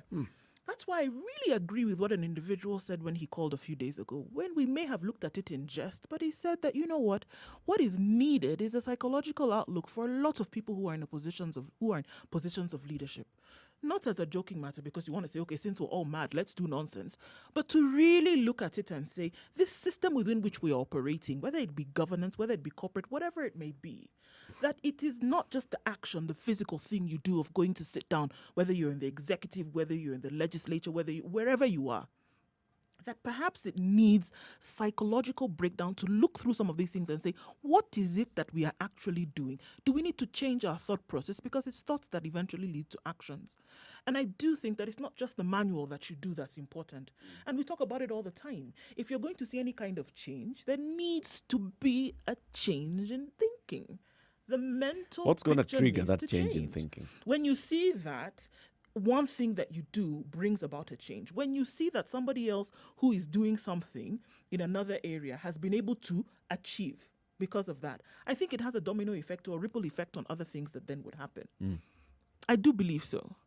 It's just the way you say that development begets development. You see it happening in this area, and you then, enable that, you create that enabling environment. It would then touch on the rest. For somebody to see that, okay, this is the way somebody else is acting and I can actually see the benefits of such. It's a mental picture that you've taken, and then you start to break that down in your mind. That's how it then happens. Other than that, you just continue trying to put round pegs in square holes, and you'll never get a match. What I particularly liked about Patrick's conversation is that it's a conversation that resonates a lot better when a young person is having it with other young people. And someone who's in a position to explain, because he explains it, he breaks it down easily, well, so you can actually see and understand. And he's clearly taken time to understand the leaders on this continent. And because if you look at our neighbors. Museveni got into power at the age of 42. President Kagame got into power at the age of 43. Okay? They were young leaders. Right? And it wasn't just at Happenstans. They had participated for long. Thank you. When they were much younger. When they were much younger. They had struggled for this. There's not something that came to them easily. All right? And their circumstances were odd. But then the question that I would ask when you look at this, are their countries stable? I would say yes. Given what they found, the state they found the country in, and what they did, was it stable? So what it then brings into question is this idea of democracy from a Western perspective.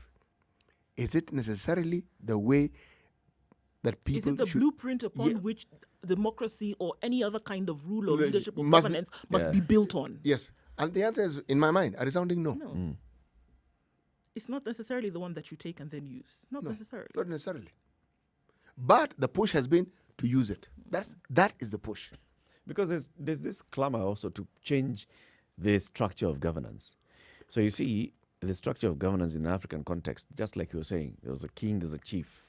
King, chief, and if you don't live by the wills of the people, if the people feel that you're not really advancing their interests, they remove you from that position. Yes. And they have a way of removing you from that position. But then there's a way in which you rise to the level and where you become king, chief, or you even rise.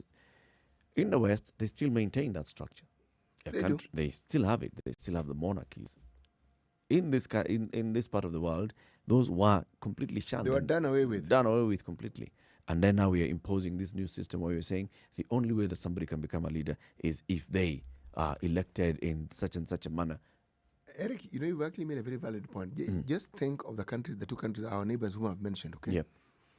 Museveni reinstated the monarchies. Yeah. Because of the issue that Rwanda had, President Kagame and his leaders and the leaders of that country gave power to their chiefs, especially when it came to deciding on judicial matters at a certain level.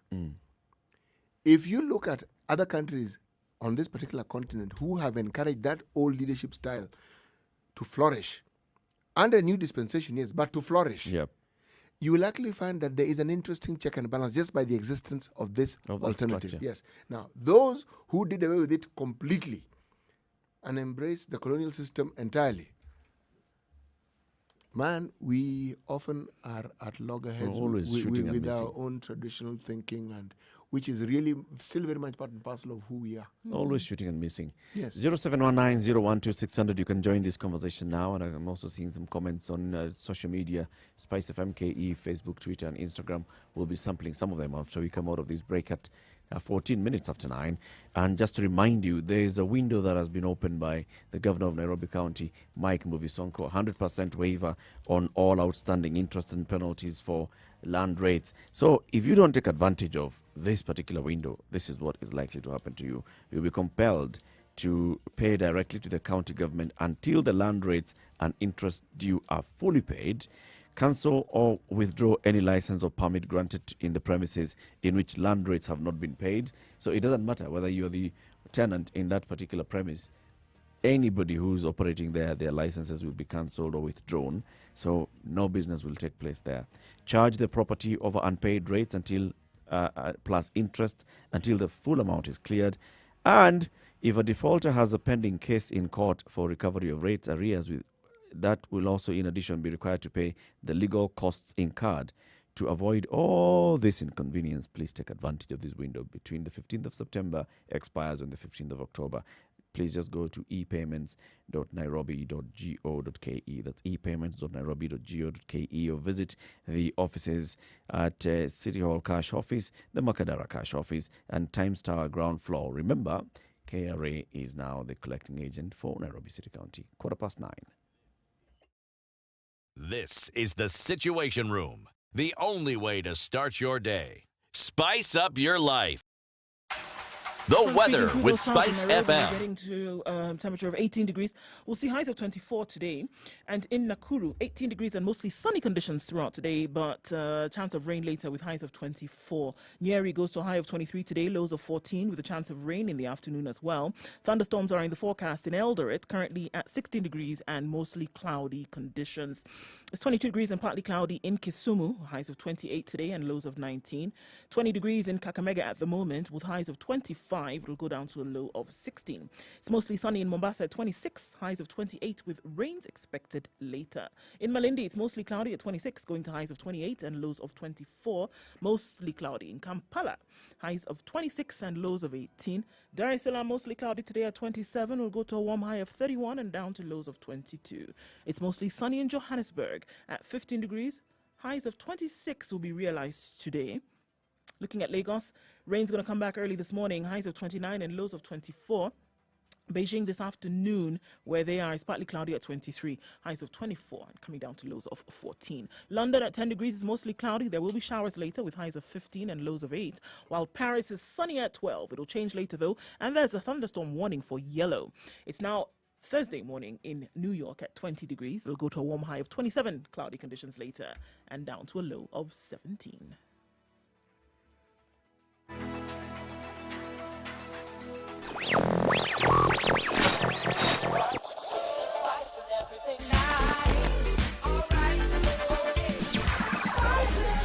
Spice up your life. Mature, intelligent talk every morning. Spice up yourself.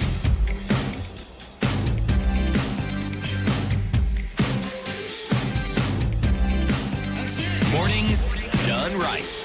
All right. Hey, I'm falling on the seat. There you go. All right, now. I'm fine. So there's a comment that I've seen there from, is it one man, Weissman? What's he saying, Weissman? Okay, so we have inherited everything our forefathers have left, not forgetting how to grow wealth, and not for the people, but for you. Youth are just copy-pasting, according to him. So there just really no change, as it were, and that youth are not doing anything innovative, nothing new in terms of reform, and unfortunately, that's what his outlook on this is. Okay. Yeah, just inherited copy-pasting. So the youth are just doing what they've seen being done before. Yeah, just doing what people before. So leadership is not for the interest of the people. Leadership is for your interest. Yes. To get into a position of leadership is not necessarily to help the people of the country, but to get into a position of leadership to then move yourself as an individual forward. It's a tool for personal development. Yeah. For lots of the reason why people fought for independence is because they were unhappy with the rulers. Had they been happy with the rulers, they would not necessarily have fought.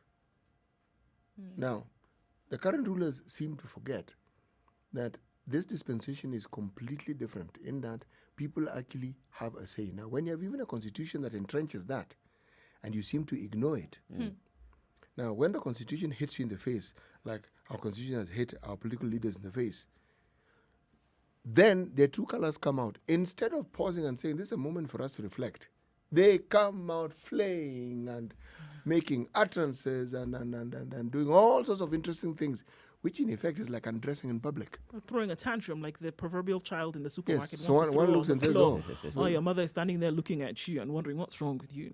You had the opportunity to walk alongside with me and do the things that we've come to this mall to do. But then because you don't want to listen now, you throw yourself on the floor. Now, usually children who throw a tantrum from a purely African perspective is a child who is not disciplined, because a child who knows that the mother will not put up with that Spoiled brat. will simply ask politely and then quietly walk behind or beside the mother. In line. They know. The unfortunate thing is this. So in this particular case, then, is this child called the citizen a spoiled brat? No, the Oh, child, The the child in child this Who- case who's- are your leaders. The child Yes. here is the the leader. legislators, right? is the leader. Yes. So they are spoiled Yes, they are. Yes. because you really haven't cracked a whip. No, It has not been Never cracked. pinched them. That's why Never they can done behave the way anything. in No, which they're no, behaving. no. They say the things they say, behave in the manner in which they behave. If the whip had been cracked before, they would be walking in line like that child who knows how they're supposed to behave. None of this, daddy. None of those things. That's what we've been doing. Face your front. as you Okay, say. mommy. Yes. Baba. Baba. Nothing. There are many instances I'm sure you've observed where all the mother does is turn the head and look. Look, a look is enough. That's it. That's it. No words leave the mouth. And everything falls into place. And order is restored. And we you know. know who's boss. Yes. Others, it's a negotiation. It's a modern way of parenting. It's a negotiation, Hey, come on. No, what do you want? But I told you. No. You see, I'm busy. But I told you, if we don't do this today, we'll do it another time. We'll do it another Or time. this negotiation about food. Will you eat? Yes, will you eat? But you didn't eat yesterday. Come on. You don't like this food? Okay, let's make for you. What do you want? Then the tantrum goes into Then the KFC. tantrum. Yes. And that's what happens. This is what maybe we've done to our leaders. They throw a tantrum every time and we're like, Give them what they okay, want. What do you want? You want us to change the constitution so that you don't do this? Okay, we'll change the constitution. Or we'll let So- you change it, but it won't kick a fuss. Yeah. So that you don't have now to sit down and think how best to implement this gender rule. Let's change the constitution, okay? Well, let's give you some time. Baba, you want us to change the constitution? You need 10 Mom, years. Okay, you wait. We'll change the constitution. And So what you also- go to parliament, only pass a budget. Yes, and also this constitution seems to be bothering you. You don't like it. Okay. And then You want only you half want of us you to want create come. another position there, so that so and so can occupy it. Okay. And this salary is not enough, It's is not it? enough. I mean, for a big person like you, a big boy and a big girl like you, who has grown Need more. teeth. Yes. It's okay. Yes. We won't Give you- complain. Just give give them. What do you think would be a good amount? It is okay. Oh, sorry. We forgot. You also mentioned pension. Okay. Yeah. It's all right. important, isn't it? For everybody. In fact, now, even those people who are not there when you are there, let's also give them Let's pension. give them. And those who will come ahead of you, we'll also give them. Don't Even worry. cousin so and so, Yes. and your friend. Who's your best friend in school? My best friend in school is that senior government officer. Let's also give him. Let's throw him. Let's also give him. That's exactly what it is. That's how we are treating our leaders, Yes, that's exactly what it is. so that they don't throw a tantrum. So they don't, So they'll say they're not doing again. Yes. No. This country will go to the dogs. No. Please. Don't. Just come. What do you want? Okay. Let's just change it for you. Who is it? Who's bad? You, judiciary. Bad. Why do you need 41 more judges for? And we know very well that you don't. Okay. That's what you have in front No, of you. that is what we have allowed ourselves to have. And so we should not really complain. See, a revolution here isn't picking up stones and pelting helpless windows. No, it's No. changing the way you think, It's the thinking. how you think, and holding leaders to account, because you can. You may think you can't, but you can. Instead of listening to the comedy that actually characterizes our electoral processes, ask questions and say, excuse me, we, the young people of this particular sub-county, in this particular ward, these are the issues that we'd like you to address. Yep. We'd like to ask you some now, but we are going to give you this memorandum that we have, so that when you next come, and please give us a date and we will wait for you, you come and respond to these questions, because these questions respond to the needs we have. Now, you do that across the country, so you know when you have a meeting, you are going to be asked. The meeting is not you telling us what you think you're going to do. No. Forget it. We There's know a what we want. checklist. It's not what you think you're going to do. And it's not a flash in the pan activity. It is regular, compounded consistency of such things that Yes. will get people to sit up and take notice. Yes. It's not a matter of, okay, let's do this once and then, okay, it was so tiring. No. Regularly, consistently. Before you tell asking. us what you're going to do, come and listen to what we think, have- what we need. Then when you've understood it, then come and tell us how you're going to do it. Don't start by telling us what you think we need and how we think it should be done, and we should. And then you tell us you've got a finger on the pulse. And you understand, because I come from this village. Of course you come from this village. Otherwise, you don't be able to stand for In the that first position. place. Your entire family is known to this village, so don't tell us what we know. Come and find out what it is that we need, and then talk to us about it. Now, you will then have to think twice before you even think of wanting to become a leader, because you know you are going to be taken through that. Right, and you're going to be held accountable. Oh, yes, you will be held And I accountable. think that's, honestly, I think about it and I say to myself that, if you had people getting into, positions of leadership, or at least asking to be given that position, I dare say that a sieve to remove the wheat from the chaff would be that you hold it against and say, you will go through a process of accountability even before you get into government, and after, during, and after. Yes. I dare say that a lot of people, having known that that was the standard that they would be held up against, would not vie. No. Would sit down and You'd say, think okay, twice. let me stay here with the rest of the people and let's just look at this thing play out. To be held accountable, to be asked questions on a regular basis in terms of what it is that you have been doing and how it is you've been serving the people. Very many of the people you see being thrown into the pot would not. You know what is not understood, I think, by many people in leadership, because the myopia of successes in their job, meaning you're already in that position, is this, When you see governors being impeached, my friend, that very same sword will cut you as well. MPs can also be impeached. You think it's only governors. My friend, the process of removal exists for every cadre of political leadership in this country. It exists within the Constitution. And once people see it's been done, and it can be done, my friend, you're next. They will not wait for that vote. They'll say, we don't need to give you another year. We've understood. Yeah. Let's find somebody else who is more willing to understand and who's capable of doing what they're supposed to do. Because we made a mistake. We gave you something that you actually are not able to do. And we are sorry. So let's look for someone else who is able and also willing.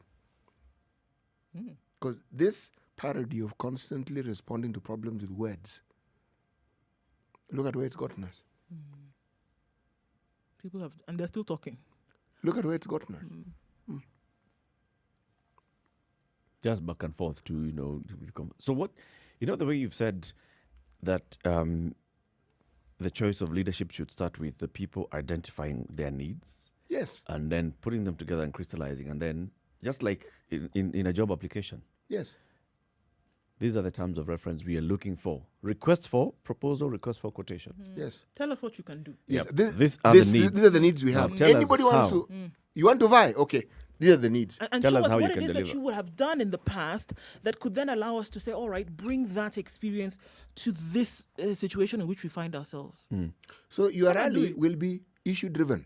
Yeah. You are responding to what we've told you we need. Not you coming to tell us things we don't want. Right. And then so when you go back to your caucuses where you are discussing in terms of who should be leader in the name of political parties, guess what? It's no longer about individuals then. No. It is then about, the people are not asking us to come and parade ourselves there like it's some kind of political fashion show. What they're actually asking us to do is to come and tell them what we can do for them in terms of development, in terms of raising the profile of their area, that is it. And So they're you'll even specific. find that the ideologies then would be given birth to even at the point of political parties. But now nobody's being held to account. So you come and tell us how you're very wonderful, how you also are very nice, and we should fall behind you because of You your see, very then niceness. it allows for participation and growth right from the very, very grassroots, so to speak. So that the conversation about what the county needs is not you being told. It's you discussing it among yourself and saying, okay, these are things, but which is a priority? So this is a priority, and now we have chosen you Yes. to go and represent those interests upon these priorities. Yes. That is it. We And have if- chosen you. yes, We've and said if- you go and- for us. Precisely. Yeah. I would even take it further. Even get the leader who is elected to sign and say, this is what I'm undertaking. Forget Yep. the oath they take in parliament, which you Yep. don't even remember. This is what I've undertaken. Think and plan with his people. Year 1, this is what we're going to do. Year 2, this is what I'm going to do. So you're going to hold me accountable on these, On these deliverables. particular deliverables. Then let's move forward and see. Exactly. So you what you do essentially is get rid of this whole messiah complex that people come and they tell you during the time of elections, for example, that we are going to save you eternally. You We're know- going to build schools, build roads, we're going to build markets, we're going to everything they say at once. It's not possible. You know, leadership is not about lordship. No, it's about serving. Serving. And not on your terms. You see, this is the whole point. Yeah. Many leaders believe that they're serving their people, but on their terms, On their not on the terms. terms of the people. Let's take a break, take a look at the traffic, and then we come back and conclude this and continue this conversation. It's 9:30 in the Situation Room. This is Kenya's biggest conversation. This is the Situation Room, the only way to start your day. Spice up your life. Spice FM, Nakuru. The traffic on Thika Road today, I think we should even clap for it. My goodness. All the way from Roysambu today, unfortunately, that is still going on. Trying to get into the CBD. So there have been 3 accidents on Thika Road today, and this is affecting traffic in a way that we did not expect. But yes, that tends to happen every now and then. So if you're planning on using Thika Road today, maybe you want to change your plans, or at least you want to wait for it to dissipate at some point, guys, because today, no go. Not happening, guys. Sorry. Moving very, very slowly at best. So that's what to watch out for. Also, on moving out of the city, Naivasha Way, there was an accident that took place today, and we're still looking at the dregs of traffic from there. So if you're outbound, that's what's ahead of you. Mombasa Road coming off, looking much better now as you get to the Nyeri Stadium roundabout, coming off Langata Road. So we're giving it the okay. You should be fine from now, unless, of course, you're on Thika Road. But we'll look at that later and see how that evolves through the day.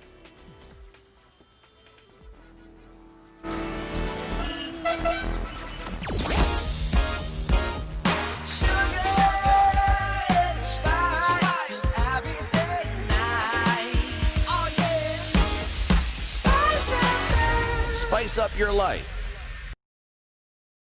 Mature, intelligent talk every morning. Spice up yourself. How many minutes are this now? 28 minutes to 10. Wow. Quick math. 28 minutes to 10. The conversation continues right here on Spice FM, www.spicefm.co.ke, Spice FM KE, YouTube, Facebook, and Twitter. And you brought in that, and we've talked about this many times before, City. The issue of a social contract between the leader and the electorate. As you're getting into office with a clear understanding that this is what the people have. But then, how do we harmonize the needs of the people in an entire constituency or in a ward that you can crystallize them and bring them down into 10? Actually, Who does that? How you harmonize it, you don't really need to harmonize it, if you ask me. But every ward comes with their issues. This is what we need, and it's priority. You have 5 years. In year 1, this is what we will do. So it can't be, for this ward, this is your priority, this is how we're going to start. For this ward, and you even allocate funds for it. So you know this, what you want, this is the best way of doing it, this is what we're going to, so you go about it. Yeah.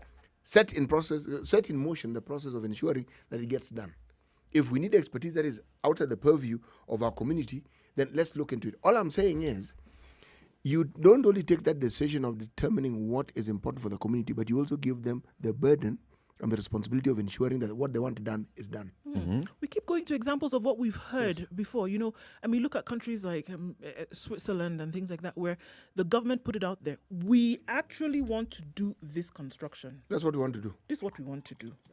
The people are the ones who will tell you if they feel that it is right to do in this manner. So when they've given you now the go ahead, then you continue with this. Guess what? Guess who you're reporting back to? You're reporting back to the people. We've had incidences here, governments of of Ireland, of Belgium, telling us, you know what, even this money that we're coming to give in terms of aid, in Please terms of help, understand. please understand, it's not our money. It's the The taxpayers' citizens. money, and we have to answer to them. Can you imagine? Come and tell you here that the money that they're using, your taxpayers' money, they want to go and give somebody else, and they're going to come and report to you and tell you, this is actually what we've gone to do with this money, and these are the returns that we are seeing as a result of that, which is the way it should be. Exen Iraqi gave us the example of people gathering in, in Mississippi To decide. to decide the name of a road, not to build the road, to decide the name, so that everybody's involved in that process, so that tomorrow you not come and say that you took an executive decision whereby you had the chance to talk to the people. So can you imagine what else would happen when it comes to decisions that are made at the very smallest levels, at the very lowest levels of governance, ward level, council level, like that, which is the way it should You actually don't be. consider them. What you actually do is you miss out on the value added resource that that community has. Remember, these people live here. You probably don't live there as often as they do. So they have a very clear understanding of which is what or what is which. They can actually help you. And then the physical expertise that is often required, you will find that it's probably even resident in the community. And if it isn't resident, as in living there on a daily basis, members of that community have those skills and they can contribute those skills. You know, many years ago, it's many years now. It's well over 20 years. I was in a place called Bamba. It's at the coast Kilifi. And I came across a road that had been paved so beautifully. And I asked the locals, did the government build this? They said, no, actually, no. This is us who built it. We have a son who actually studied engineering. And he got us to understand what needed to be done. So we built this road ourselves. This road was terrible. I'm talking over 20 years ago. I saw this. Initiative. There was no CDF. None of these things were there. They had done it. The resource that communities have are underutilized completely. But the community also underutilizes its own resources by leaving the responsibility of these things to one person and the group of people around him. They are not capable of doing all these things on their own, even if they want to, even if they wish to. Those who seem to be successful legislators and so forth, you'd be amazed at the community participation they involve themselves in. That's what actually makes them that successful. They're always engaging their communities who elected them, always engaging them. So it's become difficult for them to disagree with the community because they'll say, but excuse me, you know, you people are the ones who told me this is what you wanted. Yeah, imagine. Can you imagine? Yes. Would you believe it? Yes, the money comes to me, but I've given it to you. Yeah. So why has this thing not been done? Yeah. So the conversation is actually reversed. But as things stand now, there's no reversal of conversation. Yeah, unfortunately.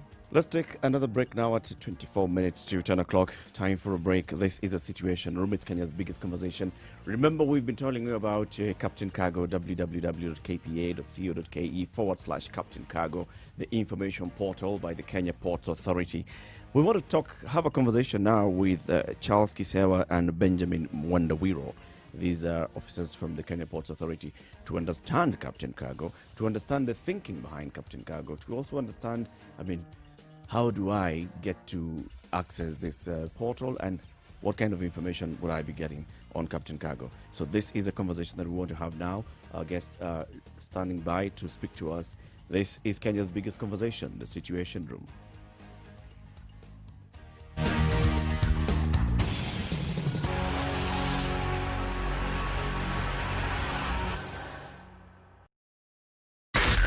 Spice FM, Nakuru.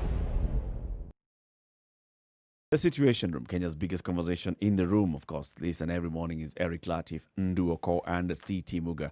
We want to have a conversation around the Kenya Ports Authority's information portal, www.kpa.co.ke/Captain Cargo. We've been talking about this, and now today we are joined by two officers from the Kenya Ports Authority, and this is Charles Kisewa.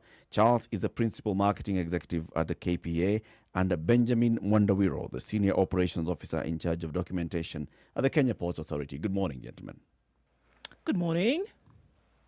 Good morning. So getting straight into it, this is a very informative portal that you came up with. Charles, just take us through the thinking behind why did you see it important to create this portal? We realized over time that our customers, our primary customers, that is importers and exporters, were lacking in information regarding port processes, the standards of providing services at the port, and also tariff matters, in addition to documentation. Main reason being the industry is a little bit specialized, so they happen to use agents. So they will always be talking to clearing and forwarding agents, whom they literally hand over all activities to do with importation and documentation, and also shipping agents. So they are more or less oblivious of what happens at the port, what we refer to in this campaign as the ways of the port. So beginning last year, we decided to have a program of sensitization of these shippers, in addition to other stakeholders, on what happens at the port as far as basic services are concerned, standards that we have at the port, the steps that importers through their agents go through via import cargo, and also significantly the processes for export of cargo, as we realize that we are majorly an import nation. So in addition, we are also trying to encourage exportation through provision of this information.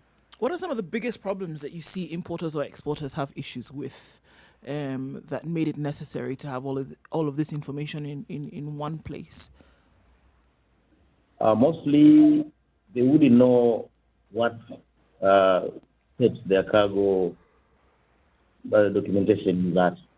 For example, they will give the job to the clearing agent, but they wouldn't be sure whether the cargo is still at sea, whether it's still in port, whether it's been loaded onto a lorry, whether it's on the highway or near their doorstep. That was one of the biggest challenges. We were getting a lot of queries from the industry. Secondly, they're also oblivious of tariff charges, to the extent that if you're not aware, you are not prepared to pay, then you get challenges to do with delays in evacuation. Therein accrues storage on the cargo. So the whole idea is all this, we're trying to inform them so that they can know what part they have to play so that cargo movement is facilitated and the charges are or penalties are brought down. There seems to be a lot of documentation that is required, whether you're importing or whether you're exporting. Can you take us through a little bit of what that is? I mean, just 2 or 3 things that everybody needs to have a basic understanding of what you need to have when you're bringing anything into the country or taking anything out. Let me bring Ben into this. He's an expert in documentation. Thank you. Good morning again. On the documentation side, for import, it all begins after the buyer, who is the importer here, has gotten into an international sales contract with a potential seller from an overseas country. And on the terms that they have agreed, which are called Incoterms, that specifies the responsibility and liability of both the buyer and the seller, and then also the international method of payment to which they have agreed. There are those who will prefer to use what is called a letter of credit, where they have a safeguard of the bank in a situation where you have a seller whom you don't know, and you don't know the credit worthiness such that you're able to send the money first for them to send you the goods. So after they have gone through that process, then there's that requirement where there has to undertake a pre-shipment verification of conformity to standards, so that a certificate of conformity is generated, which is critical in the declaration once the declaration process has started in Mombasa or in Kenya. So that is a critical document. And then once cargo has been loaded on the vessel or ship, then the provision of bill of lading by the carrier or the shipping line is also critical, because the bill of lading plays three fundamental functions. One, it is a document of title. So to speak, you can say it's a title deed to the goods. It is also evidence of a contract of affreightment between now the importer and the shipping line, and is also a receipt of goods on board the vessel. So the bill of lading is actually a very heavy document that plays an important role in the import clearance process. Therefore, these documents normally precede the import clearance process. Now, the importer will always be able to get the bill of lading earlier than the arrival of the vessel. And as you had asked earlier, one of the challenge that comes in is that the importer may already have the document, but may not be even aware that the cargo has arrived. And by the time they're appointing a customs agent, commonly referred to as a clearing and forwarding agent, cargo has already stayed in the port for a while. So that ends up creating that delay. But as soon as the importer has appointed a customs agent, then the customs agent starts off the declaration process by first applying for an import declaration form with customs, which is very critical in the clearing process, because this is where you are notifying the government that you have intentions to bring goods into the country from foreign. So once you make that declaration, then now they will engage the customs processes. The shipping line also plays a critical role in the sense that they submit cargo manifest to Kenya Revenue Authority for approval. Now, a cargo manifest is a shipping document that is used for the transportation of cargo from one port to another or others. And it will have the intrinsic details of the cargo. So once the manifest is approved by KRA or Kenya Revenue Authority, it is also assigned a manifest number, which now becomes a unique identifier of the cargo manifest to that specific ship and the specific voyage number of that ship. Because you will realize that you have a repeat caller. A ship can come today, then after 3 weeks or 1 month, it comes again. So it's the same ship, but it comes under different voyage number. So once the manifest number is assigned, then the clearing agent will then approach the shipping line to now collect what is called a delivery order, and to also be able to get that manifest number, which is what then they will use now when they're entering or when they're making a declaration with customs. So once the customs are satisfied with their declaration, they will pass the entry. And where necessary, cargo will then be subjected to cargo verification, where you have intrusive and non-intrusive methods. Intrusive method will include 100% verification, where if it is a container, then the doors must be opened, cargo must be brought out of the container, so that they are verified to confirm that what you declared on the customs entry is actually what is there, to avoid situations where maybe you may have declared one thing and what is on the container is another. So for non-intrusive, it includes the use of an X-ray scanner to scan the container and be able then to profile the images. But that's more carried out by Kenya Revenue Authority. Now, once verification has been done, including also with Kenya Bureau standards, and all parties are satisfied, then they issue a release order, which then now allows the clearing agent to now do a pick-up order. A pick-up order is an electronic document that is used for cargo clearance at the port and is also used to pay port charges. So once they submit the pick-up order and they pay the port charges, then now they book the truck at the gates, and then they enter the port. Then cargo is loaded onto the truck, and then it proceeds to the exit gate where final checks are done, and then a gate pass is issued, what we call an electronic interchange receipt. So that's pretty much a high-level process of import clearance documentation. If I may ask this question, when you determined to have this portal, which particular clientele were you focusing on? Who did you want to reach?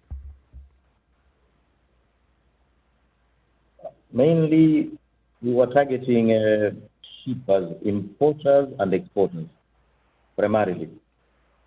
And then, of course, on a secondary level, we were targeting now the clearing agents, shipping agents, even truckers, and the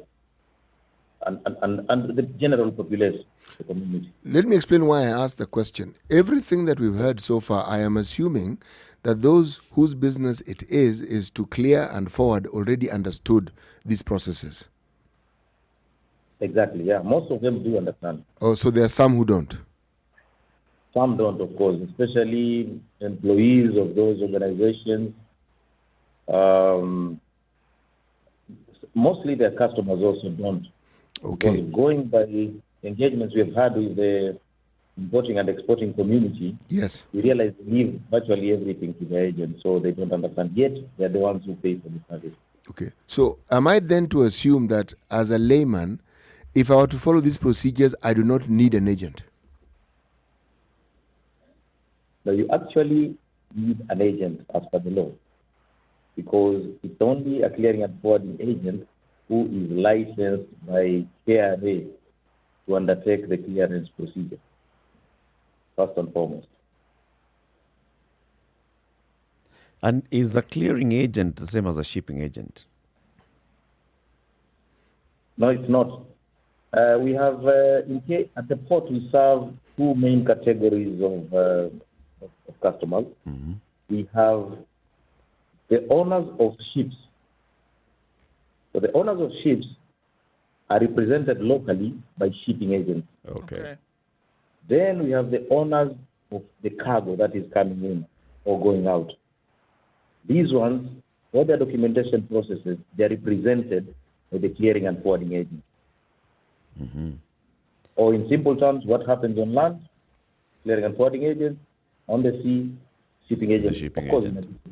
in addition to other, that's a general reference. Benjamin, coming to you on the issue of cargo verification. So you said it can be either intrusive or non-intrusive. Who determines this, or what determines what method of verification is going to be undertaken? Okay, thank you. I will mainly explain it just on an appreciation level, because this is the responsibility of Kenya Revenue Authority. However, they have a risk profiling mechanism where after you have done the initial declaration, then through the risk profiling methods, they are able to then determine what to target for verification. Probably, maybe even out of practice, maybe over a number of years, for example, maybe goods declared as X, for example, maybe has been found to have either under declaration or misdeclaration. And therefore, whenever you declare good X, then that raises the flag and interest, and therefore the determination to say, look, let's verify this specific cargo and confirm whether what is declared is what is physically there. Okay, I understood. Coming back to the issue of the clearing agent, does KPA play any arbitration role in case an importer has an issue with their clearing agent that they have chosen to use?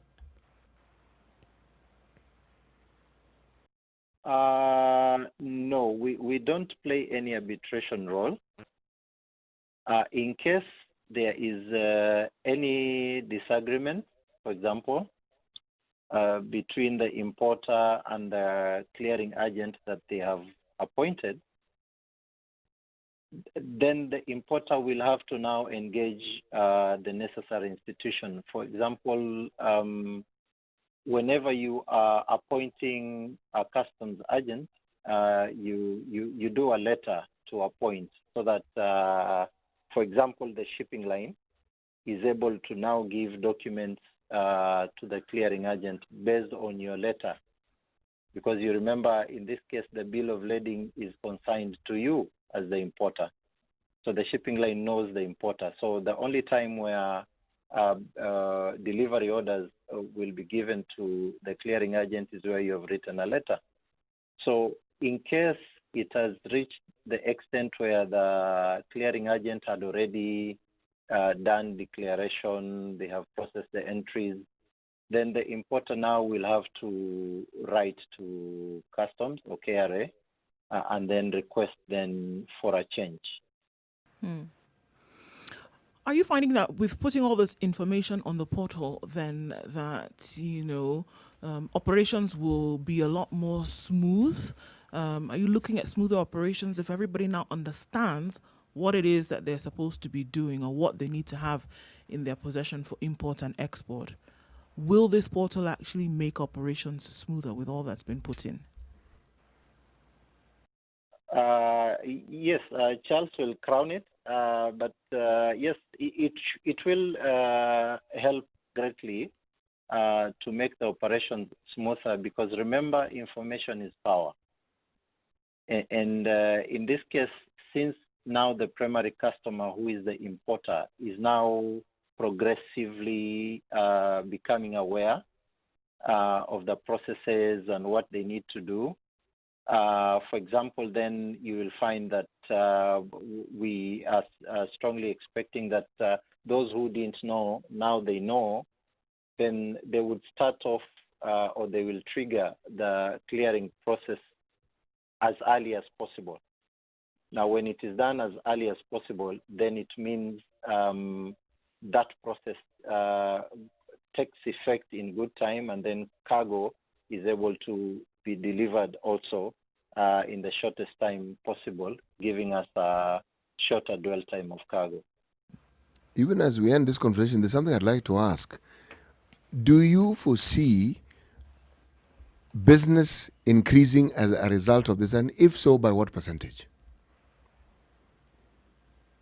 Yeah, we hope that this education campaign will more or less ignite business, especially on our side, import and export, because customer engagement is a key pillar, in our marketing plan.